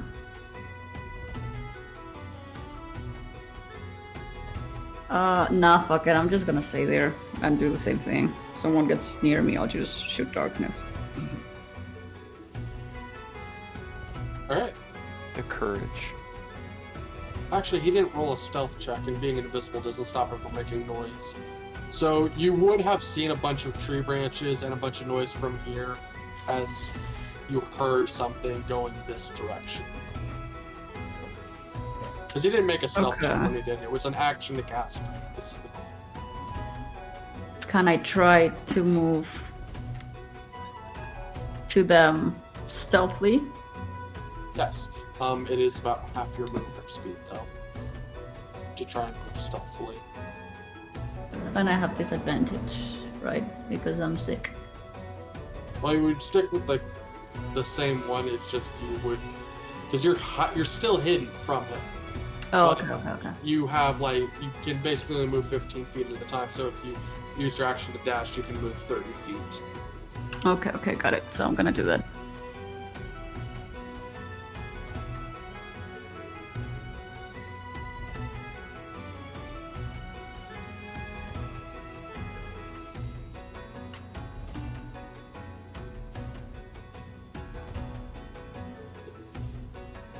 Anything else? Nope, that's it. Alright, Eddie's up next, and he's gonna try to vicious mockery this creature. DC 13 wisdom save.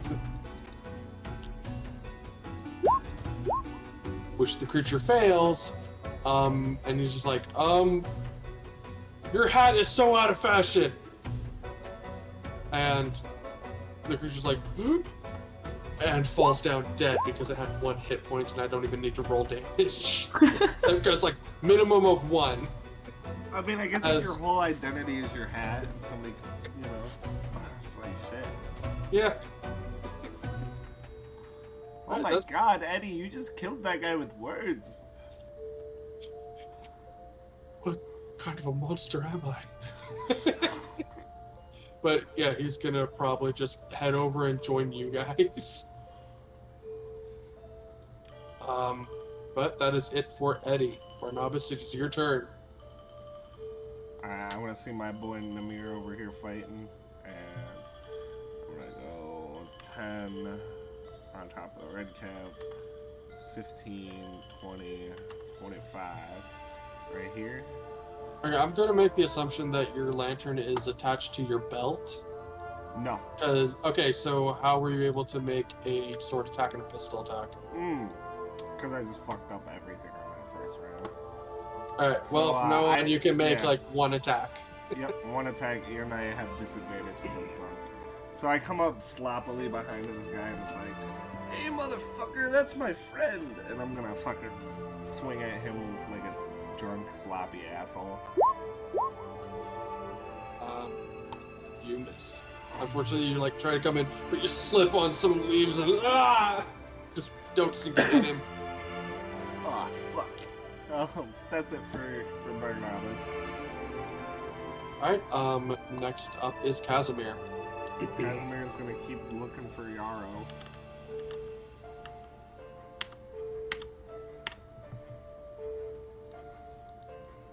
I don't like your face, Mike. Okay, Barnabas, I'm just gonna say this because Casey is not here. I want Alright, rewind. Casimir to stay closer to the party. Alright. Because he is not here. Alright, fair. And he'll get I don't want fucked. to put him into a situation where he might die alone from the It party. would suck to die back to back. Alright, he's gonna attack with his sword that he sucks at using but likes to use for some reason. Yeah, Alright, here we go. that hits as I he guess- comes in and slashes at this creature.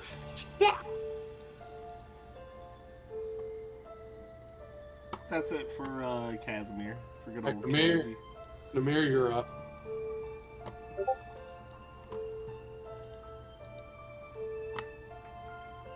Drunken rapier attack? Oof. Unfortunately, he just steps out of the way, which is like, he's dodging and he's literally wearing extremely heavy iron boots. His boots are literally made of iron. Extremely drunken hand crossbow shot. That does hit! As you pull out your crossbow and just nail this guy in the chest. Fuck yeah. I mean, that's all I got. Alright. Next up are the red caps. This creature, seeing as you hexed him and everything, yeah, he is going to... This time he's just going to make 2 sickle attacks against... Well... Yeah, you didn't do, like, a whole bunch of damage to him. 1 sickle attack for all 3 of you fuckers that are around him. So first one is going to be... We'll do Casimir. That's a miss. As Casimir just, like, use this sword to block the scythe. Second one is going to be up against Namir. God damn it, they were rolled so good earlier. Which you also just block, and then he comes around trying to essentially finish you off, Barnabas. Does a 13 hit? Nope. Yep, and you at the same time block his attack. This one cannot roll for shit. Alright, that's the end of their turn. Atanas, you're up. Alright. Yes, I'm gonna move right here. And I'm gonna hit the ugly guy. Alright. Unfortunately, that misses as he sees you coming and actually deflects it with his hand scythe. You guys all deflected his attack and then he deflects yours. Like, no one can hit each other. Anything else? That's it for me. Creature's turn. He's going to continue moving. Kjax, you're up. Okay, I can see this one here a little bit, so I will move over.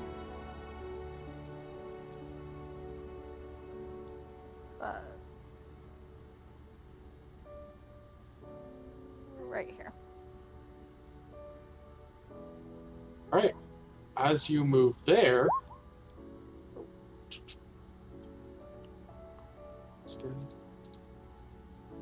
A creature who was holding his action this whole time jumps out of the trees, and thanks to his ability, Ironbound allows him to move up its speed to the creature and make the kick attack. So this creature is going to essentially jump out of the trees, run toward you, and try to hit you with his big iron boot. I need you to make a dexterity saving throw.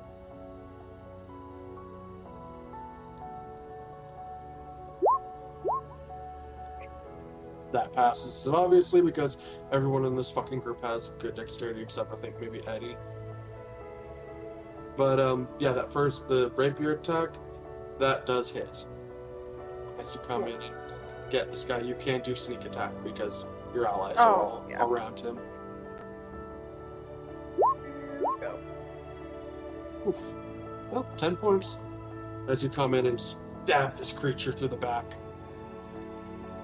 That's it. Alright, next up is Yarrow. Okay, I'm gonna try to approach where I saw the person last. Alright.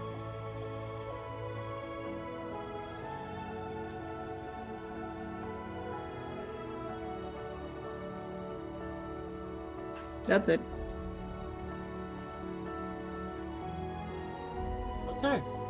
Next up is Eddie, who is just going to move over here and try to vicious mockery this guy who just showed up. Make sure that he has line of sight. Oh yeah, he does. Okay. So that is a wisdom saving throw, which it fails. It takes 1d4 damage. Takes 2 points of damage and has disadvantage on its next attack.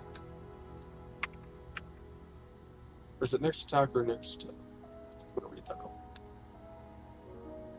Yep, next attack roll. And that'll be Eddie's turn. Barnabas, you're up. Okay. I'm gonna drunk attack the red cap again.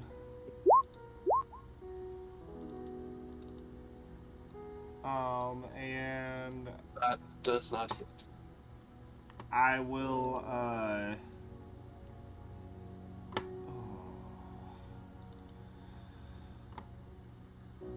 gonna use second wind since I'm at 5 health. To get back a little bit of health. So I have 12 now. That's it for me. Alright, Casimir is up. Okay, he is going to use his thing again. And that's it for him. does not hit. Next up is Namir. This creature is in front of you. Stabs out with his drunk rapier. And shoots with his drunk crossbow. Both of which And miss. that's all I got. He is too drunk. Technically that's poison. Do you guys have disadvantage on dexterity saving throws when you're poisoned? I'm gonna check that real fast. Oh boy. Because you might have needed disadvantage on the... Being drunk counts as being poisoned. Attack rolls and ability checks, so technically you guys should be having disadvantage on these saving throws. Or it's an ability check, not a saving Yeah. throw. Saving throws not in the. Oh, yeah, fuck. God damn stupid rules! Can't hit anyone in this party with dexterity shit. Well, at the end of your turn, it's going to be their turn. This one's going to move in to kind of get in between you three. This one is going to...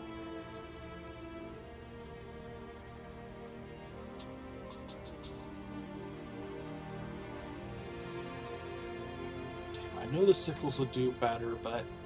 Fuck it, he's gonna try to do his fucking iron-bound pursuit shit, his fucking stomping boot on Atanas. Atanas, make a dexterity saving throw. I need to at least hit one of you with this fucking attack.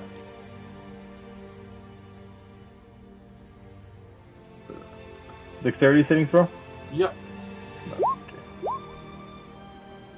That is a failure, as this creature comes up and just crushes it, just hits you in the chest with its boot for 3d10. Holy. Plus 4. 20 points of damage. Is it like a... Alright. Yeah, it's 3d10 plus 4 bludgeoning damage. So I guess And you know up. you are knocked prone if you are still conscious. I have 1 hit point left. You are now prone on the ground. Got it. Yeah, we might be dead. It's okay. Fuck Yarrow, just leave her. Casimir does have the ability to heal people. Just saying. Well, then we should wait to finish this fight until Casimir's here. I don't even remember his fucking character sheet. That's essentially what we're going to do. 'Cause That's fair. We're 15 minutes till. This fight's getting hectic. So, Atanas, we will start with you next time. Got it. Awesome. Yep.